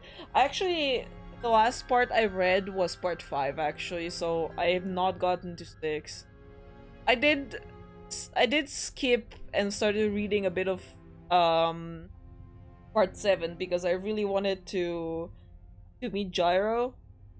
But then I kind of stopped pretty early on. You really like part 7 as well? Because of how it flips the usual it's not about the destination but the journey trope that's seen in all the other parts. Okay, yeah, like I've said, I don't know much about part 6 except that it's Jolene. But of course I remember. You dragged me in after you, despite my warnings, and it went as badly as expected, too. Didn't it just... Faintly... Like he smiled. Dire through their situation was, happy to share this memory with Henny. For all she knew, it might very well have been her last chance to reminisce with her maid like this. Mikey knew not what the future held, but... Lady von Essen was in such an awful mood when she found out. It was quite frightening. I'd never seen anything like it. Oh yes, she was fearfully cross. It's a wonder fire didn't come out of her nostrils. I recall that she struck you. And then, when I tried to argue on your behalf, she struck me too. She struck me so hard, my ears still ring from it sometimes. God, yes. Poor hen. I felt awful about it at the time. Really, I did. I didn't care about my punishment. God knows I deserved it, but you'd done nothing wrong. You've been perfectly reasonable about the whole thing. I'd listened to you. I'd have avoided her war altogether, but I was too reckless. I ignored your wishes, but you still tried to protect me. You jumped to my defense just like a knight, and you were slapped silly for your trouble. It's horribly unfair. I've dragged you into all sorts of mess, and you've always come to my defense. You've been a wonderful friend to me for years, but I can't keep relying upon you. Hey, yes. Ah, yes, let's reminisce about the time we were beaten as children, good times. Well, yeah, you know, like, trauma bonding. I don't want to take advantage of your kindness. Mikey, Oh, but Mikey, I like it when you rely on me. Please, feel free to take advantage. That's what I'm here for. No, I can't. It isn't right. Last time offering yourself up as a sacrifice in my stead isn't what I want. Mikey, please. And he stared at her with wide eyes and whatever. I love you, but you're acting like a crazy woman. And you're the pinnacle of rationality, are you, considering this crazy deal? That is truly insane. Don't tell me you've accepted all this. Of course I've not accepted it. Terrified, really. See how my poor hands are shaking? One of us biting it has to be better than both of us. Both of us. Either one bites the dust. One bites the dust. If I can protect you, then I must. I will. That's my job. No, it isn't. Not any longer. Absolving you of your duty, Henny. This farce has lasted long enough. What farce? You know what I mean. Magdalena? Yes? Have you quite finished with your little quarrel? I must confess, I was beginning to feel rather left out. Ira Queen! Sangkai no Bakudan bites the dust!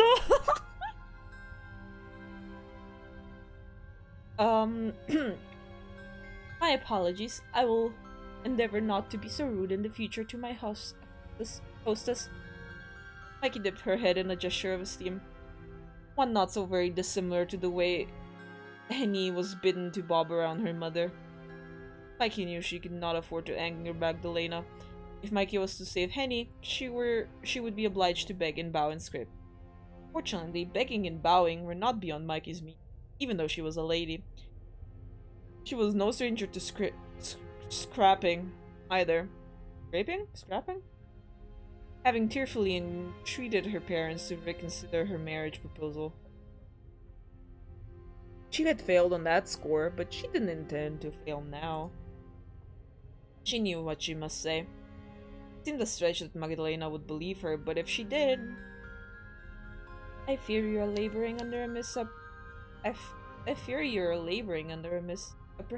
Lady Mag.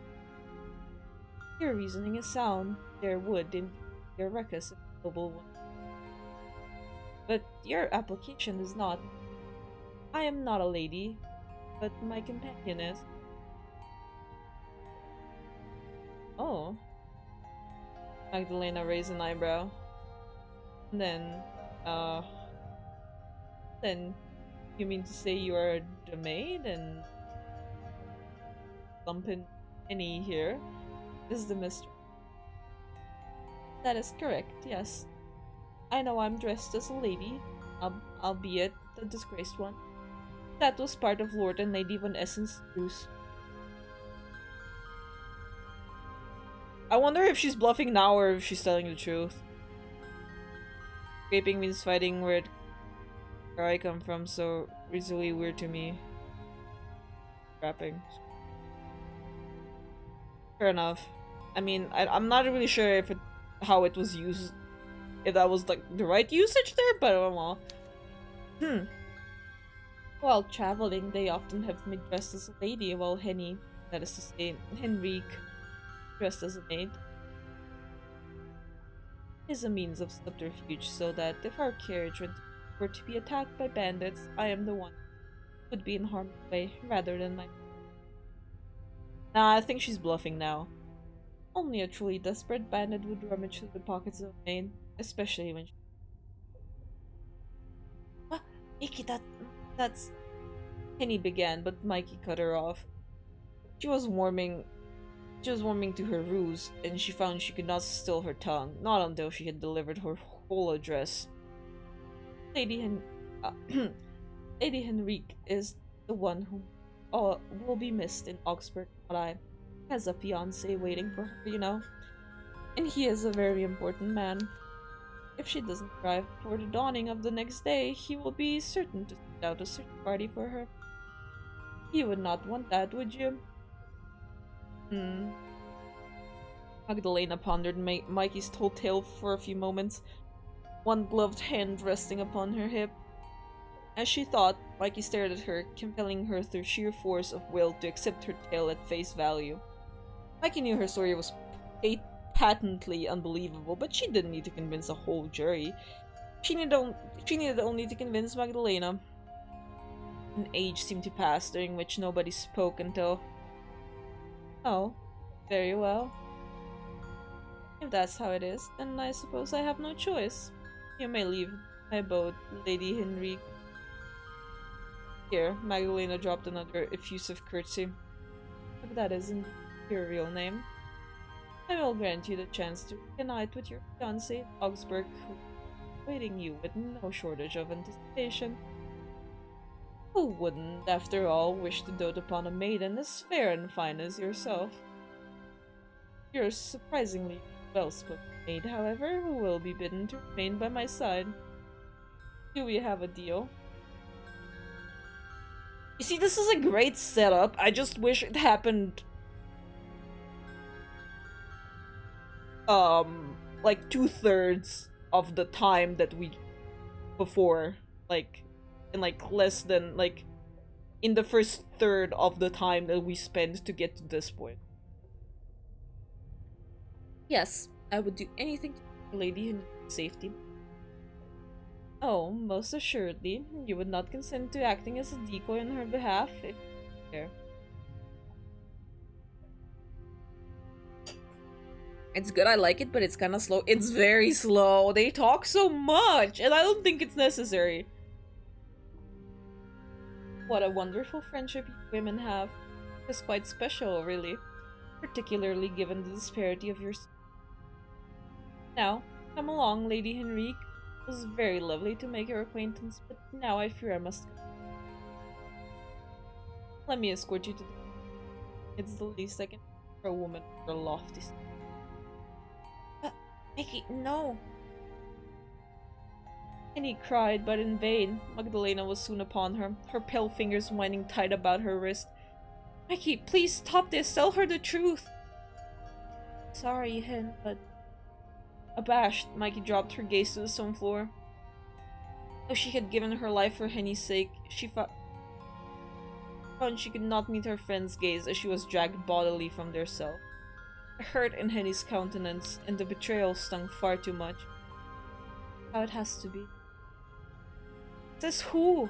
I was willing to go along with this woman's plan, but you scuppered it up.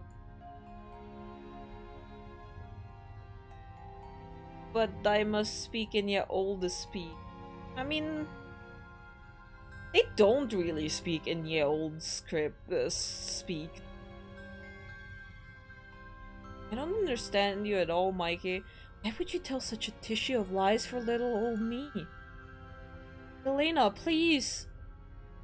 Henny stared at Magdalena, all while trying and failing to dig her heels into the stone floor of her cell. Surely you can't believe my mistress. It's obvious she's lying. There's no way she isn't a lady, not with her fancy proper way of talking. She's far, far more genteel than I could ever dream of being. Her manners are certainly more polished than your own, yes, but perhaps this comes from your... You could stand to learn a thing or two. Maid, Lady. Your fiancé, of you as you are now, I'm afraid. Why, you're speaking almost like a fishwife. Now, come along, let us not argue. You will give me a headache. Mikey, I can't leave her, let me go! Henny cried anew, squirming now, but Magdalena's hold upon her did not loosen. If anything, it seemed to grow stronger, to such a degree that Henny screamed. How? Henny's cries echoed through the cell, more unbearable than those of the bandit's leader during his final moments. Magdalena had not made Henny bleed at least, but she was gripping her wrist so tightly making she might snap it. Henny, who was short and dumpy, could put up a little in the way of a fight. The poor maid was quite helpless before her. They do sometimes and sometimes they don't. Yeah. Henny's dev gonna come back and kill the vampire right when she confesses her love for Mikey, calling it now. That would be cool. There was nothing which could be done, not any longer. Henny would have to leave, while Mikey would remain. incarcerated in this very cell, alone. This was what Mikey had wanted when she had spun her, frankly untenable story. So why then did she feel so guilty? Let go of me! Let go, I say! Mikey, please! Henny continued to protest, but Magdalena remained insensible to her cries. Beauty and the Beast by Yuri and Edgy. The door of the cell was closed once more, but the metallic clang, and Mikey was left upon the ground, pale-faced, trembling, and all alone. Dun dun dun! Forced to marry a man she doesn't love, Mikey despairs something something. When she and her family fall afoul of bandits deep in the woods. Oh, it's a recap. With the help of her maid Henny, Mikey is able to escape. See, like, she has black hair in that part.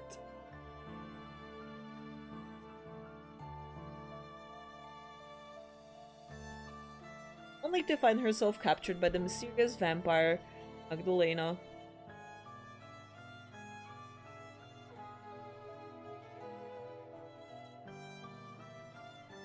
Yeah, look at her, she looks so good. Oh my gosh. Johan and Heidel is someone? Mikey fears her captor, and yet... oh, they're so pretty!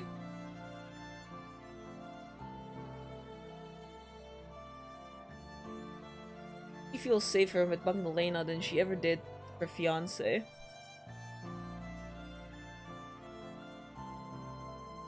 Oh my gosh, they're smooching! Oh my gosh, it's Henny!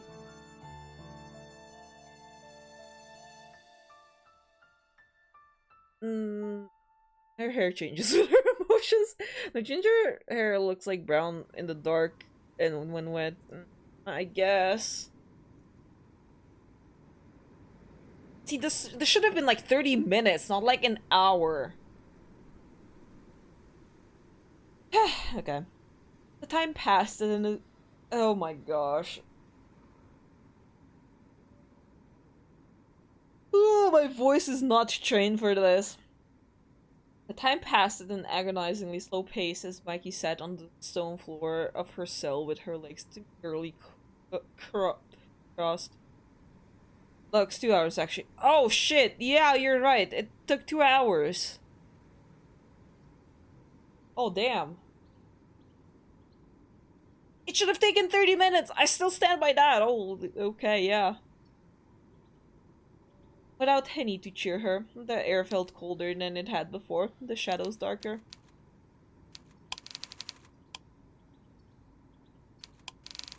Okay, so we're still in Act 1? God. I did yawn. You thought we would miss it? Perhaps? Magdalena had taken Henny from the cell so abruptly she hadn't been afforded a chance to collect her scattered playing cards. Now these cards were strewn upon the floor, red diamonds, red as Magdalena's eyes, and black clubs. Mikey caught the eyes of a nearby joker, his lips pulled into an unsettling smile and shivered. She knew she was being paranoid, but she felt almost as if the card was mocking her. Mikey reached out, fingers trembling, to grab the card and flip it over. Not want to look at the joker's face. She did not want to think either about what Henny was doing or she was feeling, and she certainly did not want to think of her own. It would be easier to drive such musings from her mind, and yet...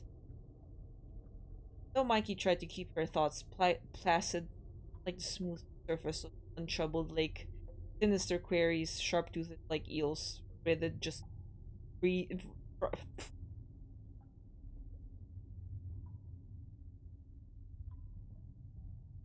I know the word, I just don't know how to pronounce it correctly. Just beneath the surface. What would happen when Magdalena returned? Did she mean to kill Mikey quickly, or make her suffer first? Magdalena had seemed to derive great pleasure from her bandits leader, but she had said she did not care to harm young ladies.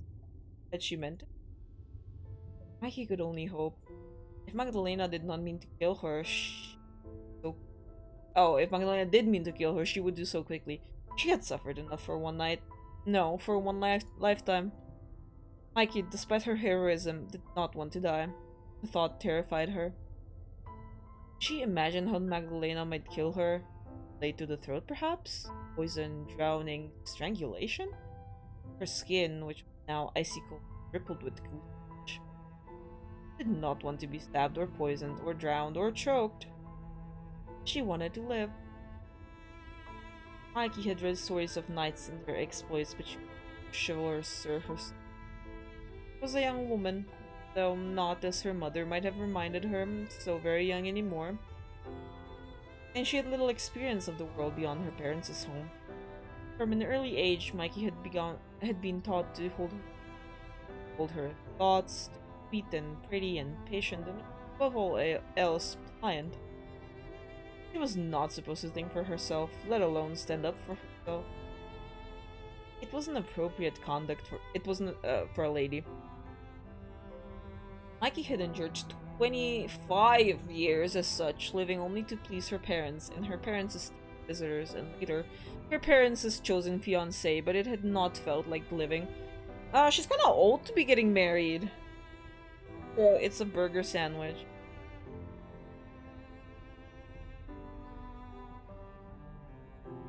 That sounds familiar.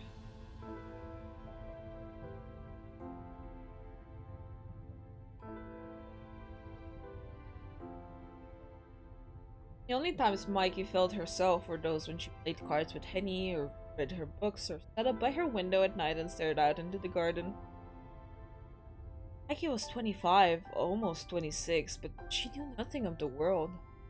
Nothing of freedom. She had never truly lived. How then was she supposed to die? She could not pass on, surely, until she had at least been afforded the chance to places she had read about in her stories. Such dreams had been all which had kept Mikey going throughout her dreary days kept indoors. In that case, the hot dog at Taco. No.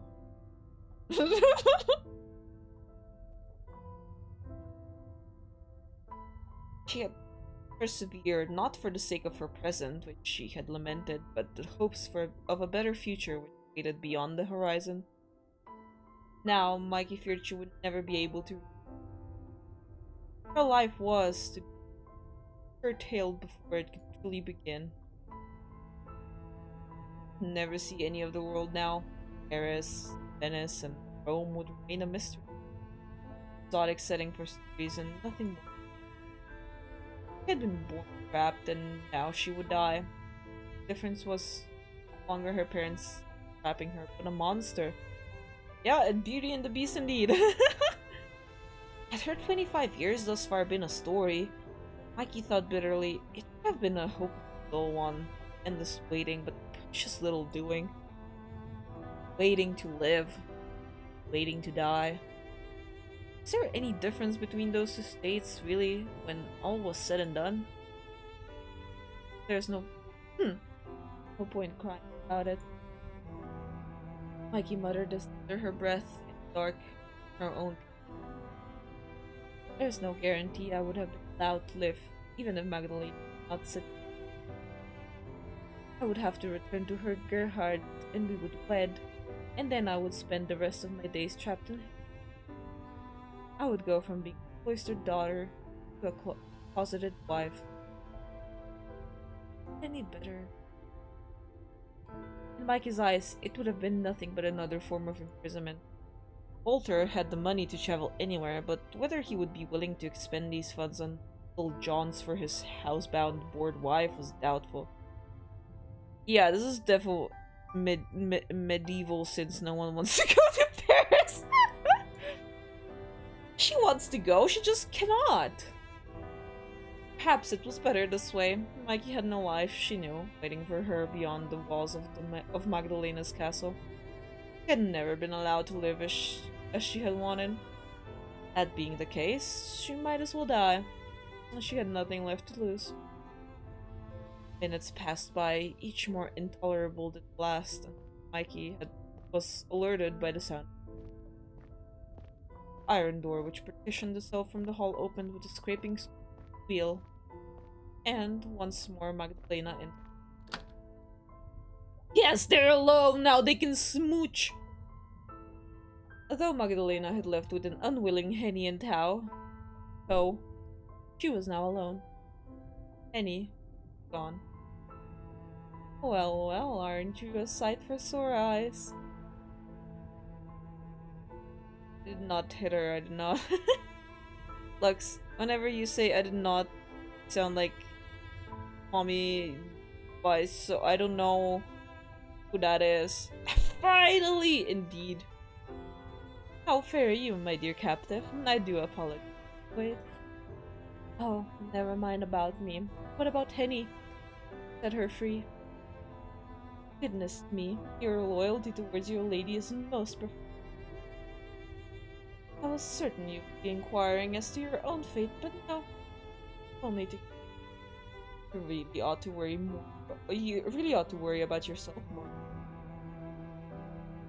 But I shall endeavor to allay your worry. I did indeed free. I escorted her to the entrance of my home, then her on her merry way. Why do you ask? Done little to given the way you've treated me. Oh, glad to hear. I only hope that Henny will be alright on her. That remains to be seen. I might have set her free, but there is no guarantee she will be able to find her way to Augsburg. Not in the dark with all this fog. And the paths are not clearly sighted. It would come as no surprise if she were to find herself lost, or else at the mercy of wild animals. This forest is fair teeming with wolves. Know that? Wolves? Oh yes. This forest is just as much their territory as it is mine, and they often come out at night to hunt. Bandits aren't the only thing your ladies have to watch out for. But if your lady friend is resourceful, besides, she should emerge from this trial unscathed. Let us hope that you'll be alright, shall we? Said nothing to do, but instead dropped her gaze, her irises fixed upon her knee. Her mind turned not to her own indeterminate fate, but to Henny, who would now be staggering through the woods, wreathed in ephemeral fog. Mikey saw Henny backed against a copse trees, their branches slender, sinister, as a pack of hungry wolves bore down on her, their eyes glistening madly in the moonlight. But this was only one possibility. Magdalena had said Henny would need luck on her side, and Henny had that in spades. If her performance in Joker was anything to be believed, she had always been better at cards than Mikey. Now, enough about Lady Henrique. She is no longer my captive, and as such is of little interest to me. I would far rather speak to you. Yes, indeed. I have designs on you, my lovely serving girl. I do hope you'll make yourself. Okay? Lines. You mean? Mikey pressed her finger to the base of her throat. She could feel her pulse beating beneath the surface of her skin. As erratic as a rabbit's caught in a snare. To join me of my. Do you want me to train you again? Magdalena tittered. How very eager you are. Not that. Not misunderstand. I wish only tell me that she would do so. I've grown sick of waiting. Oh yes, that look in your eyes is delectable. It may be even more. It may be more so even. So defiant. What is this I spy?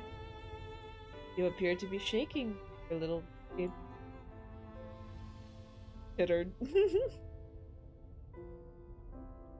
that because of the cold. Not because of your pride? I was able to protect my dear friend. I have nothing to be afraid of now. Then you care not. Then you care nothing for your own life? Never been afforded a life. May take it. Yes, that's the fate, or so I have heard, of being a servant. You poor dear. Magdalena's red eyes softened, and for a moment Mikey wondered whether she could see a trace of sympathy on her captor's fair face. It lasted only a second, however, before it faded. Well, I hate to be the bearer of bad news, but I'm afraid I can't comply with your request. Thespian legs? Yeah, let's hope. For the moment, that is. I will drain your blood in due course, but I have no desire to do so now. The bandits I encountered earlier made for more than a satisfactory. I'm so glutted, I do not think I can take another drop of blood. Then, you mean to draw this farce out— oh, then you mean to draw this farce out long? No. I'll draw it out for as long as I wish until I'm sufficiently thirsty. There seems little sense in overindulging. I'm sure that your blood would taste sweeter than a bandit's, but that only means I save you and I truly want you. Some hot blood drinking? I cannot wait. It better be on the neck. Now it was Mikey's death Magdalena spoke of. There seemed something sultry, seductive even, in the way she stressed her. Mikey, who was unused to being wounded, found the blood pooling beneath her cheeks, despite the chill which clung to her. How would it feel when Magdalena brought her lips to her neck? Yeah, exactly! That's the good point. Did it hurt? She supposed she would feel a prickling sensation as Magdalena's teeth sank into her flesh, and then just had a really dark thought. Oh no. What is it?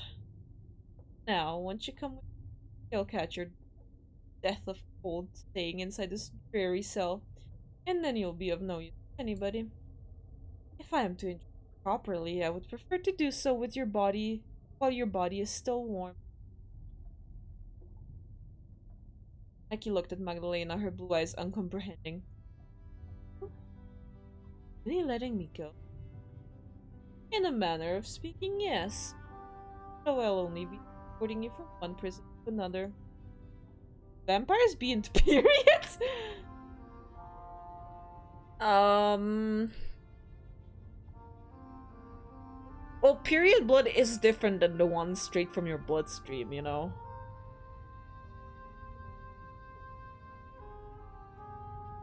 So, I'm not sure if that makes it a bad, or is it? Yeah, because, you know, it obviously it comes out of the— I swear guys, I'm a woman, but but you know, all the tissue that forms in your womb, your ovaries, right? So the blood's already in there, and then that's the blood that you bleed out. But like, you know, if a vampire bites you on the neck, then that's the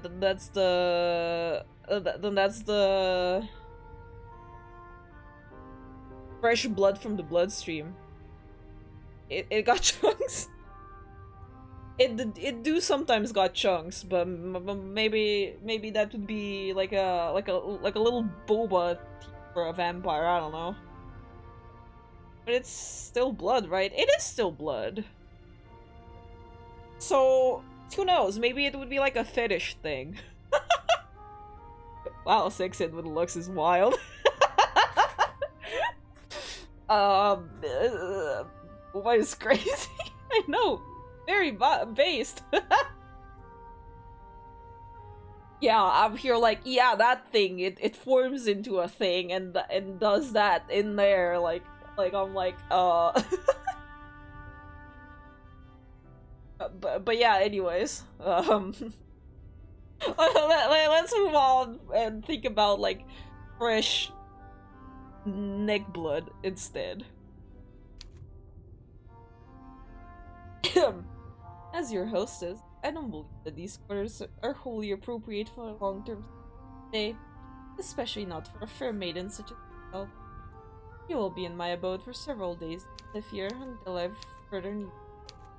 Until then, I would like you to live in some measure of how unexpected. Didn't know that you were so gracious. I can be. I've hidden depths, like the forest that surrounds my humble abode. You so hate to see her shiver so. Hale, poor dear, you and I could almost be sisters. Throw some incest in here. White skin might be fitting for us vampires, but it isn't so for me. Not even the fairest in all the land. Can't help my dark thoughts, Lux, they just happen. And that's okay, I'm glad you shared it with us, but now let's move on.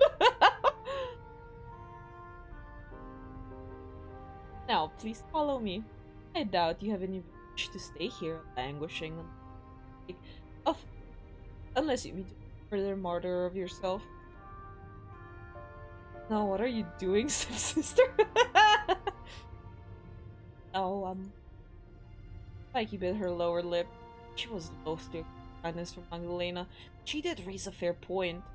Scolded herself and go alongside it. If she remained there overnight, it did not seem impossible that the blood in her veins really might freeze. She had already given up on her own life, but she did not want to die as a stray dog, racked with shivers. That is what you... I have no... How very biddable you are. The words which come from your mouth may be stubborn, but it seems you've experienced following or... I'm a maid. Yes, he did. That would explain servility. Part of me was hoping you so that I would be bidden to carry you. Oh my gosh, yes, please carry me, Magdalena. Oh my god. But this is fine too. Nice. It spares me the effort. Shall we? Peace. Away. Mikey dropped Magdalena a curtsy this time, taking her dirtied skirts between her fingers, the pads of which had turned pink from the cold. Magdalena smiled at this display. For a prisoner, you're awfully cheeky. Then turned upon her heel. Follow. Naturally, Mikey obeyed. She could see he had little choice in the matter. Magdalena led Mikey down a twisted hallway packed full of cells identical to Mikey and Henny had been imprisoned in. Mikey tried not to peer into these cells as she passed them. Curiosity overcame her and she found her swiveling.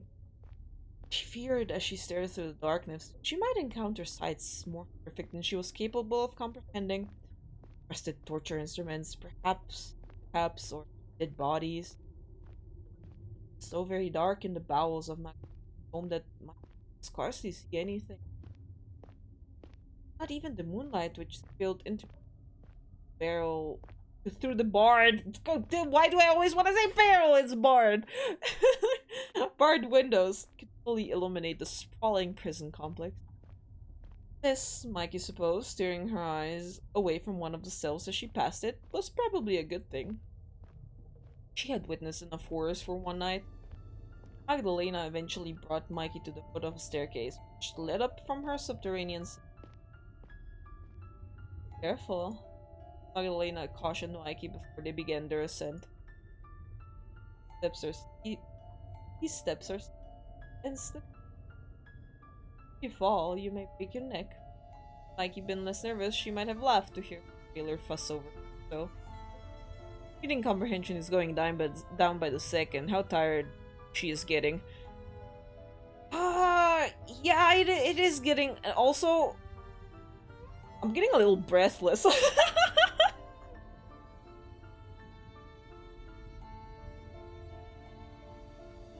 Bart windows.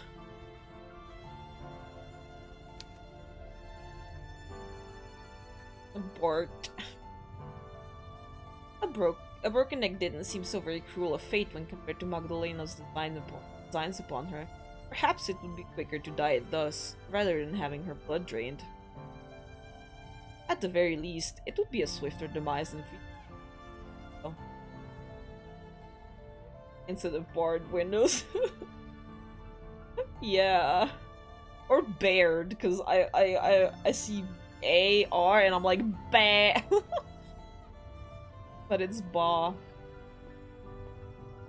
Mikey felt little in the way of humor. However, as she took the chill banners beneath her right hand and began to climb. Also, if you need to take a break, that's okay. We know it's getting late for you. I'm trying to get to Act 2. Like the Act 2's gotta be, like, happening soon, right? She could recognize the irony in Magdalena's words, though only vaguely. Her mouth felt tuned into a permanent line, as though carved from stone. Her brow furrowed. Bare windows. Exactly. It seemed unlikely she would ever smile again. The chill of the basement faded as Mikey cleared the final step of the twisting staircase to emerge in a spacious hallway lined with arched windows. The hallway was not very dissimilar in decor to her parents' home, though it was less ornate, furnishing worn down by old age. You got this! Only 7 more hours until Act 2! Ah! No. I mean, some people said they've done this in like 5 hours. I thought that's how long it would take, but I guess it'll be the 10-hour thing. Listen, we know you like the vampire lady enough to take your breath away, but try to choke. That's away, but try to choke. That's the vampire's job. I know, it just feels like, you know, when you like, when you try to blow up balloons, right? I mean, blow into it. And you just get kind of dizzy because of all the exhaling you've been doing. I guess I'm not breathing correctly. I'm just like, This was such a weird description. I'm sorry. It was apparent that Magdalena's home had once been noble, but it had clearly fallen to rot and ruin. Its heyday long since passed. Oof, yeah. I'm fine. The air in the ground floor smelled almost as rank as that in the dungeon, and every conceivable surface was heaped with inches of dust. Damn it, damn, Lux blows so hard she gets lightheaded. Exactly! Exactly! There was so much dust, in fact, that Mikey could feel it in the air when she inhaled. Dust irritated her eyes and nose and laid heavily, unpleasantly upon her tongue. Mikey swallowed, hoping to void her mouth of the taste of decay, but in vain. Dust was so thick she sneezed, which prompted Magdalena to say, "Bless you." "Thank you." Mikey replied, abashed, and then, "Thought you did not care for God or his teachings." "I don't, but I presume you do. I thought you might appreciate it." I mean, does bless you come from talking like from like a godly thing? Because when we say bless you in my language, we say to your health, right? Which kind of really makes sense to me, because like you sneeze, it's a show that you might be getting sick, so you're like, yeah, to your health, hope you're healthy kind of thing, right? Has nothing to do with God. Yes? So it is God related? Same as goodbye, it comes from God be with you. Well, yeah, if you say like Godspeed, God bless.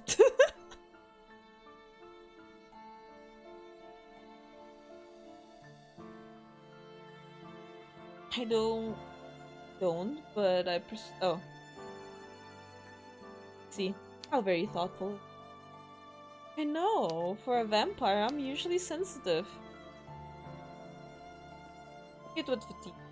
Mikey continued to follow Magdalena to the end of the hall, wherein a wooden door was inlaid.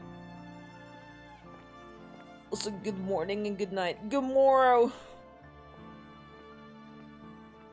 I mean, this is just good morning and good night. Like, it's just good morning and a good night. There's nothing godly about that. Love learning about sneezing etiquette from different cultures. I mean, it's like the same thing, it's just different kind of a word, but it like stands for the same thing. Magdalena seized the brass handle and pushed at a jar. It stuck for a few moments as though unwilling to move, but soon shifted, creaking as it did so. Ooh, what a sound effects. When the door swung back, it was to reveal a vast, spacious room, ceiling so cavernous Mikey had to crane her neck to see it. A large, ornate staircase was set in the center of the room, rose to the floor above it, the banisters made of wrought iron. This, Mikey supposed, must have been the entrance hall, clearly been designed to impress, for its vastness was almost dizzying. Magdalena's home, a castle, was larger even than Mikey's and vast enough to be unnerving. Trapped within of spoiled luxury. There's my name again! Mikey felt smaller than ever before, a tiny doll rather than a grown woman rattling about in a playhouse. The entrance hall must have been fine once, but it showed clear signs of deterioration. The dust was so profuse that it made Mikey's eyes water, and several of the stone steps that upwards were cracked and chipped. The grand piano could be found in one corner of the room, but its lid was shut, and Mikey doubted it had been played. If it still could be played in decades.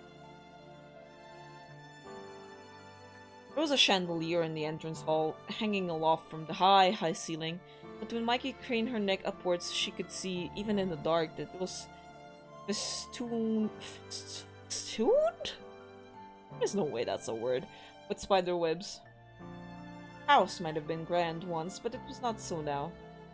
In the wonder, really, that it still stood, but clearly it was uncared for. No, it comes from God. Remember, religion was a big part of England and France at the time, so a lot of English saying have a lot to do with God. I mean, that was like, that is, I agree with that, and that is also similar, I feel like, in a lot of European languages, but what about good morning is, you know, divine? Isn't this just like a nice way to say, like, oh, you know, like, wishing you a good morning kind of thing? Like, wishing you good?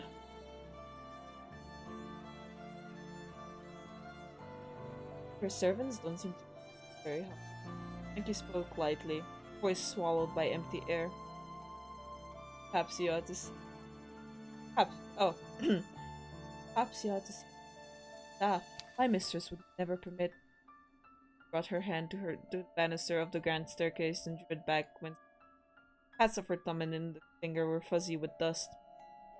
This.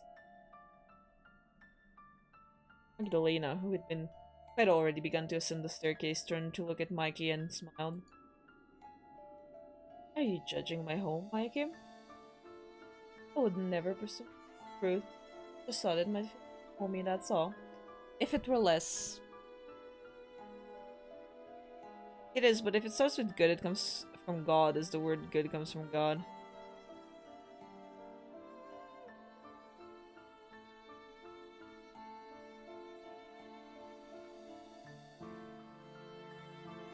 Because good comes from God, or because you take one O away?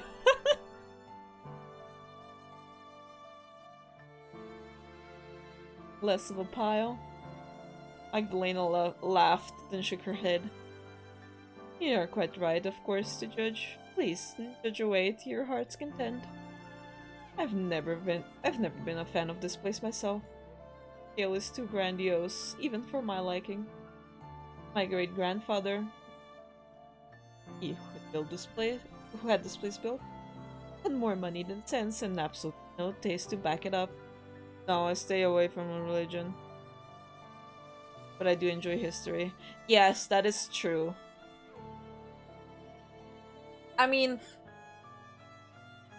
I enjoy learning about religion. I'm personally not religious, but I do, um, especially because I really love art history.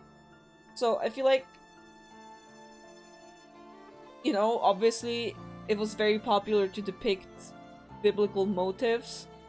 So obviously by learning about art, you learn a lot about like the Bible as well. So um I would say I know quite a lot about it, but I was never religious. I never went to Sunday school like kind of how it was pretty popular around here, but yeah, yeah.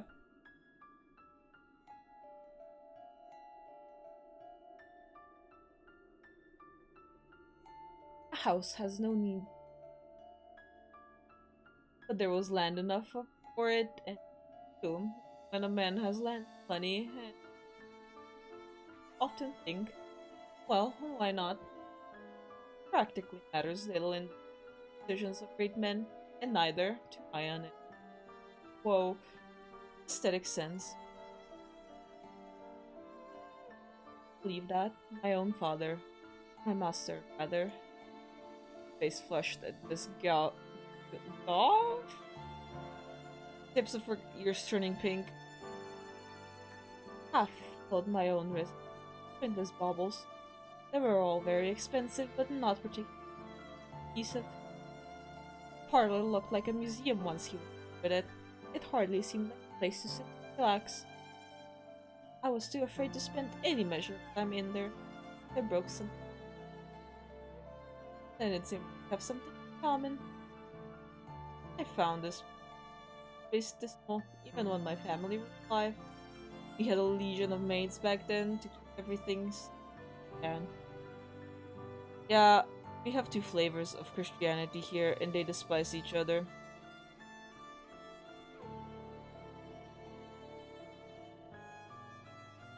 Well, the Protestants.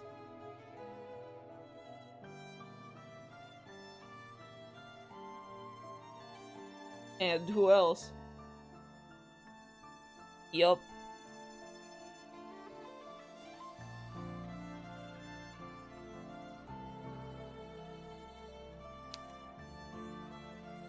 Oh, Catholics there as well? Okay. That's fair. I mean, the Catholicism is like 90% prevalent here for me, so that's the one I'm most familiar with. Uh, they kept the dust and cobwebs at bay. Bless their hearts. They couldn't come. Now my family is dead, and all our maids along with can hardly take on new hires. But I am rather left to go. I clean what I can, but there's still very much house to clean. Only one. It's quite the overwhelming challenge. My attempts at cleaning have fallen quite by the wayside during the last half season. I hope you can forgive my Slovenian. Oh no, fine, I understand. You're too kind. Magdalena's red eyes softened as they had back in the dungeon. It's something akin to sympathy. But before Micah could ponder this, her jailer turned. Oh, listen to me prattle on. It is most inconsiderate of me, especially when you must be tired. Let us make haste to your room. Mikey followed behind Magdalena as a puppy might, almost grateful for the promise of her and of a bed. Okay, we're getting until until the point where she goes to sleep, and then that's it. It was as Magdalena said, she really did feel tired. Hundreds of years of killing each other, of that why most of the first settlers of America left the UK to escape prosecution. Yeah,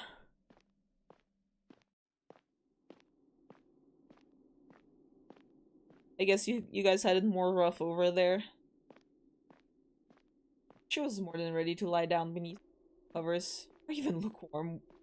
covers, and anything would have been better than those stone floor upon which she had been lying. Mikey yawned, her eyes blossoming while pressing her right hand. Fingertips still flicked dust instantly from her mouth. But half asleep though she was, were alert enough for her to detect a sudden noise. There came, through the yawning gulf of the entrance hall, a sound not simply that Mikey heard in a dungeon. A scream, or was it? The scream was fainter than the one she had detected in the dungeon. To emit not from the ground under which the cells lay, but of her head. Is there another person killed in Magdalena's abode? Somebody. Another captive.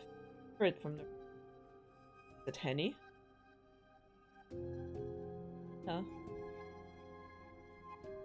Lena. Elena is quite the mouth. I would rather use a nickname as you did with. That's where Bloody Mary gets her Protestants she killed. Ah. Mikey wished to continue the relationship with Magdalena wasn't close enough to allow the use of a nickname. She felt too tired to engage in an argument. What did it matter, really, how she addressed Magdalena? When soon she would be dead. Lena dead. That noise. What noise? Didn't he? Mikey stared at Magdalena. Expression one of patent this. Wasn't very loud, I'll grant you, but it was unspeakable. I swear it sounded like a scream. Scream. Magdalena pawned her hand beneath. Such sounds are not unheard of. My abode. Mikey shivered. But there's nobody here now except you. Nobody living at. Bandit? Certainly not. He will never make it again. I assured of that with my own two hands. That's not even talking about Scottish history. Very dark. I see. That one I'm not very familiar with. It would be very hard for him to speak with half his out, you see. A hand to her own throat as if to check its integrity. And as she did so, choked. The air was so thick with dust it was hard to breathe. Now, dear, worry not. It was not your mistake. That is what you're wondering? I am a woman of my word and I let her go. Just quite, well, not necessarily alright, but she is away from me. Possibility that she might live to see another dawn. That sound must have been your imagination. You have overexerted yourself after this night's events. Anybody would be exhausted in this situation. Like a dream, though. No? Magdalena shrugged in a manner which did not seem quite in keeping with her aristocratic bearing. I suppose. Then it is very draughty in here. Oh? That's all it could have been, unless he means just that the dead can speak. Magdalena's red eyes bored into Mikey's so intense Mikey feared they would consume. I mean, anything is possible at this point if there's a vampire here. Unsettled, Mikey glanced away. Oh, I wasn't that good. No, it is expected for women to lose their minds at the drop of a hat, but I've grown quite sick of being regarded as the weak. I'm pleased to see your level best not to let us down. Why, you haven't swooned even once. More than most men can say when I bring them here. It's really quite commendable. You might swoon, though, from a lack of sleep, if we could carry. Put it this way, if you've seen a Red Game of Thrones, the Red Wedding is based off two different events in Scottish history. Oh wow. No, I have not actually read or watched the Game of Thrones, but That's still a cool thing to know, though. Let us be off, or we shall never make it to our destination. Please, I'll get to the bedroom. Mikey nodded and followed along after her hostess something. You can no longer hear her scream, but its memory haunted her all the same. Cries she had heard, though briefly, had not sounded like the breeze, regardless what Mikey said.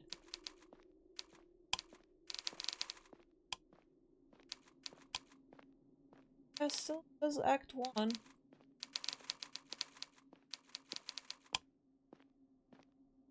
Mikey was certain that sound had belonged to a person, but Magdalena lie about such a... It was impossible to say. Here we are, home sweet. Oh, they're finally in the light! I'm sad I cannot hide the speech bubble window because I want to see Magdalena's outfit. It's so good! I'll put Greyfear's Bobby story in the Discord. Okay. So, Magdalena looked at Mikey, an amused smile playing about her lips. What do you think? Mikey examined the room mutely, her hands folded at her front. The chamber Magdalena had brought her to was dark, lit only by a pair of candles on either side of the bed. Mikey could see, despite darkness, that it was every bit as derelict as the rest of Magdalena. However, and even if she hadn't been able to see it, she would have been able to smell it. The air was fusty, as though it had been left to circulate inside the room for years upon end, which it most likely had. Every surface, meanwhile, was covered in dust. Sheets upon the bed, though neatly made, were holy with age and with insects as the carpet upon the floor. I'm a little sad that the whole thing is so musty and has holes for moles, but oh well. Not moles. Moths, not moles. Oh my god. It was a sad room which had been ignorant of human occupation for years, but it was still a superior set of lodgings to those in which Mikey had awoken. At least this room had a bed, no less. One at Mikey's home. A mattress, sheets up, rest her weary limbs. The bed chamber had a wardrobe too, though Mikey possessed nothing to store in it save for tattered clothes upon her own back. There was a writing desk upon which lay a basin for washing, and a chamber pot for more delicate business. This pot was, thankfully, far cleaner than the one Mikey had found in the dungeon. So white and spotless, she imagined it unusual.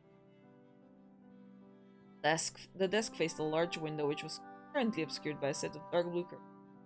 Mikey could not see beyond this window, though she doubted she would have been afforded much of a view even if she had drawn the curtains back. It was very late after all. Not as cold in this room as it was in the underground cells, but it wasn't warm either. Wind crept in through fine cracks in the aged windows to toy with the reddish-orange flames of the two lit candles. To toy, too, with Mikey's hair and the hem of her dress. She shivered. Have a tongue in your... Oh, do you not have a tongue in... Mikey had yet to speak. Don't tell me that you've come over all shy. I brought you to this solely that you might sleep. I have no wicked designs on your innocence, regardless of how pretty you are. She called her pretty! I only want your blood, not your body. Okay. Beg your pardon? Blinked at Magdalena uncomfortably. Signs are off. You cannot tell? Sure, I have no idea. None whatsoever? None at all. I'm wholly ignorant of affairs. Goodness me. Magdalena rolled her red eyes upwards to the ceiling, which seemed to sag beneath its own weight. I can't tell whether you're being dense on purpose or whether you really are that innocent. Did your mother never teach you what men and women do in chambers? This? My mother did not know. She taught such topics, but that was my governess's job, although... think I would. I don't think that I would care to do much of anything brave. Um. Oh, that's the like. That's the. Isn't that like a kind of sound? You're being rather rude about my home, you know. Here I am trying to be a good hostess. You throw my kindness back into my face. Smooth moves, yeah. I know you don't like your home much either. Okay. I did try to pick out one of the pleasanter rooms for you, but there are so very many of them, it is difficult to keep the rest of them all. I rarely have visitors over, and when I do, they all get thrown into the dungeon. There seems little point, therefore, in keeping frickin' I hope you can give all the dust in general.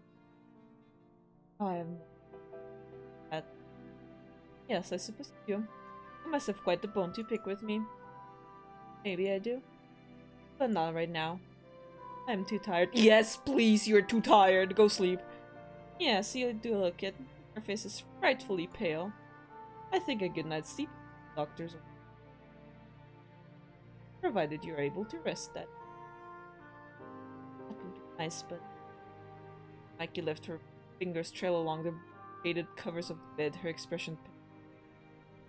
Did you mean earlier when you said you'd lines on my Dear me, I thought that you were joking. But I can see that you're in no fit state for it. No jokes. I have little to laugh about. And you have even less to laugh about now, you poor dear. Magdalena cleared her throat. I mean only to say that I would not go unto you as a man might, regardless of our surroundings. I have no nefarious intentions, of that you can be assured. Mikey thought of her governess's explanation of sex and of Walter's expectations come their wedding night, and flushed. In the sudden rush of blood beneath her If the sudden rush of blood beneath her cheeks enticed Magdalena in any way, she did not show it, though her fingers did twitch in their tight, constricting gloves. Don't under I know what men and women do behind closed doors, but how could two women sit about something similar? Not possible. You think so? No, so. My governess explained everything in great detail. One wishes to make a baby. Well, two women cannot do that. There would be no sense to it. You think people ought to do things only because they make That is quite narrow-minded. But people are often uneducated in such affairs. Both in my time and your own. And this is like happening in I don't know which century. In some ways, the world has changed a great deal, yet in others... Well, never mind. I can see I'm only confusing him. You're so very innocent, it hurts. Perhaps it is expected that ladies ought not to know of such things. They're born and bred to be... Mikey had not understood the full implications of Magdalena's previous lament, but she understood well enough what she meant by this. Why would you call me that? I already told you I'm not a lady, I am Lady Henrique's faithful servant? Yes, you did say. That's true, she's the lady, not I. You did labor that point quite intensely, yes, back in the cells. You were so fervent about it, you almost had me fooled. At least you would have. If you weren't such a terrible actress. What? Oh, don't what me. It's quite tiresome. You think I'd fail to notice all of your fancy turns of phrase? Vocabulary isn't of a well-to-do young madam, not is that of a well-to-do young madam, not a maid, not even a lady's maid. You wear that sumptuous dress of yours, silly, dirty though it is, and your bearing is definitely... You could never hope to pass as a common serving girl, not in a month of Sundays. I'm not stupid. And Becky sank down on the bed, which creaked beneath her as if her palms were pressed to the mattress to support her weight, which all of a sudden felt excessive, and her heart was pounding like a drum. You knew I was lying from the very beginning? Indeed I did. It was very obvious. I can tell you have no practice in liking. You are much too sweet for it. If you knew I was lying, why did you let Henny go? Her Gerhardt wouldn't lift a finger to aid Henny if she disappeared, but will surely come looking for me. Herr Gerhard? Is that the name of your fiancé? Yes, it is. And you don't refer to him by his Christian name? That, that is... I, Dear me, you must have been close to the man. Why you make him sound like a stranger? Do you truly wish to marry him? Gerhard is back? Yeah, yes. I hadn't any choice, my parents. Ah, yes, it was silly of me to ask. That is how it always goes, isn't it? Oh my gosh, they're just yapping. That's it. That's it.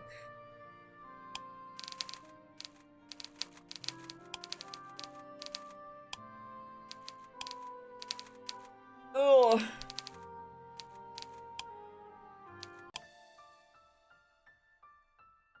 Oh boy.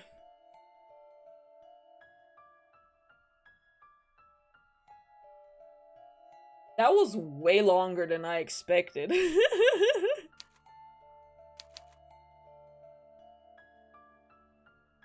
That was a lot. I thought that this had some kind of voice acting, but I guess it has no voice acting. So, no offense, Lux, but it's two lasses. What gotta draw it out. I don't know. Kiss or something. Do more stuff, but they literally just yap and yap and yap. All they do is yap. DLC is 49 hours. Oh my god, I don't think I can get that. I mean, not get that. I don't think I can read that would kill my voice. Foreplay, Lux. Foreplay. That's true. And I appreciate that, but I don't want foreplay with Henny. I want foreplay with Lena. So,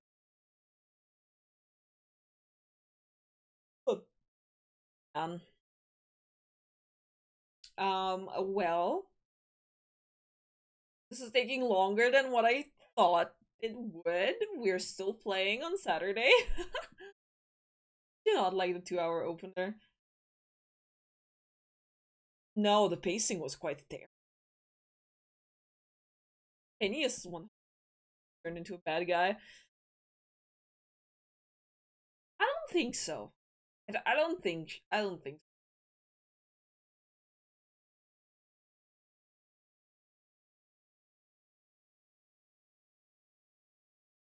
I don't think Henny will cause any.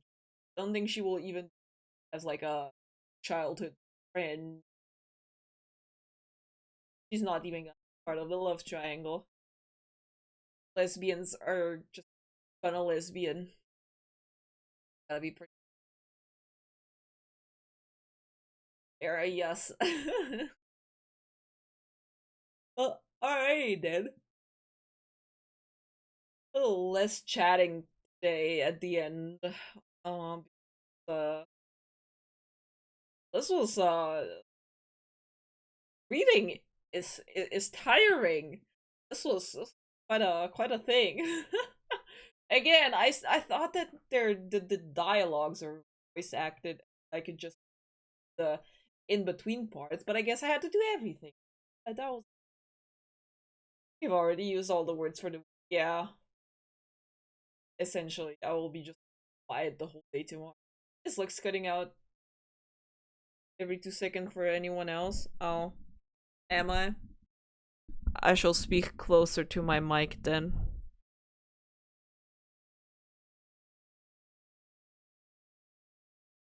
Sometimes. Oh no. There we go. Yeah, I should do something about my mic stand. I did mayhaps yawn. ASMR tingles with the closer mic. No! I'm not really into ASMR much. Counter go up. You have to. You have to. Yeah. Now ASMR mic bonks.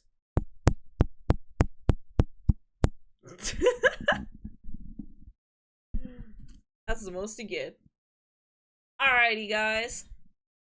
Thank you so much for hanging out with me. Being patient with me just reading and reading and reading. Um, we are blessed. Nah, just like the. Oh. Bye, Lugs. Bye, Slimy. Thank you for a nice, comfy time. I'm glad you had fun. I was worried it might not be as fun, but I mean the story. I loved it. There's that. I think I'll talk more about this Saturday when it happens. An hour earlier than you. Always enjoy hanging out. It makes me really happy.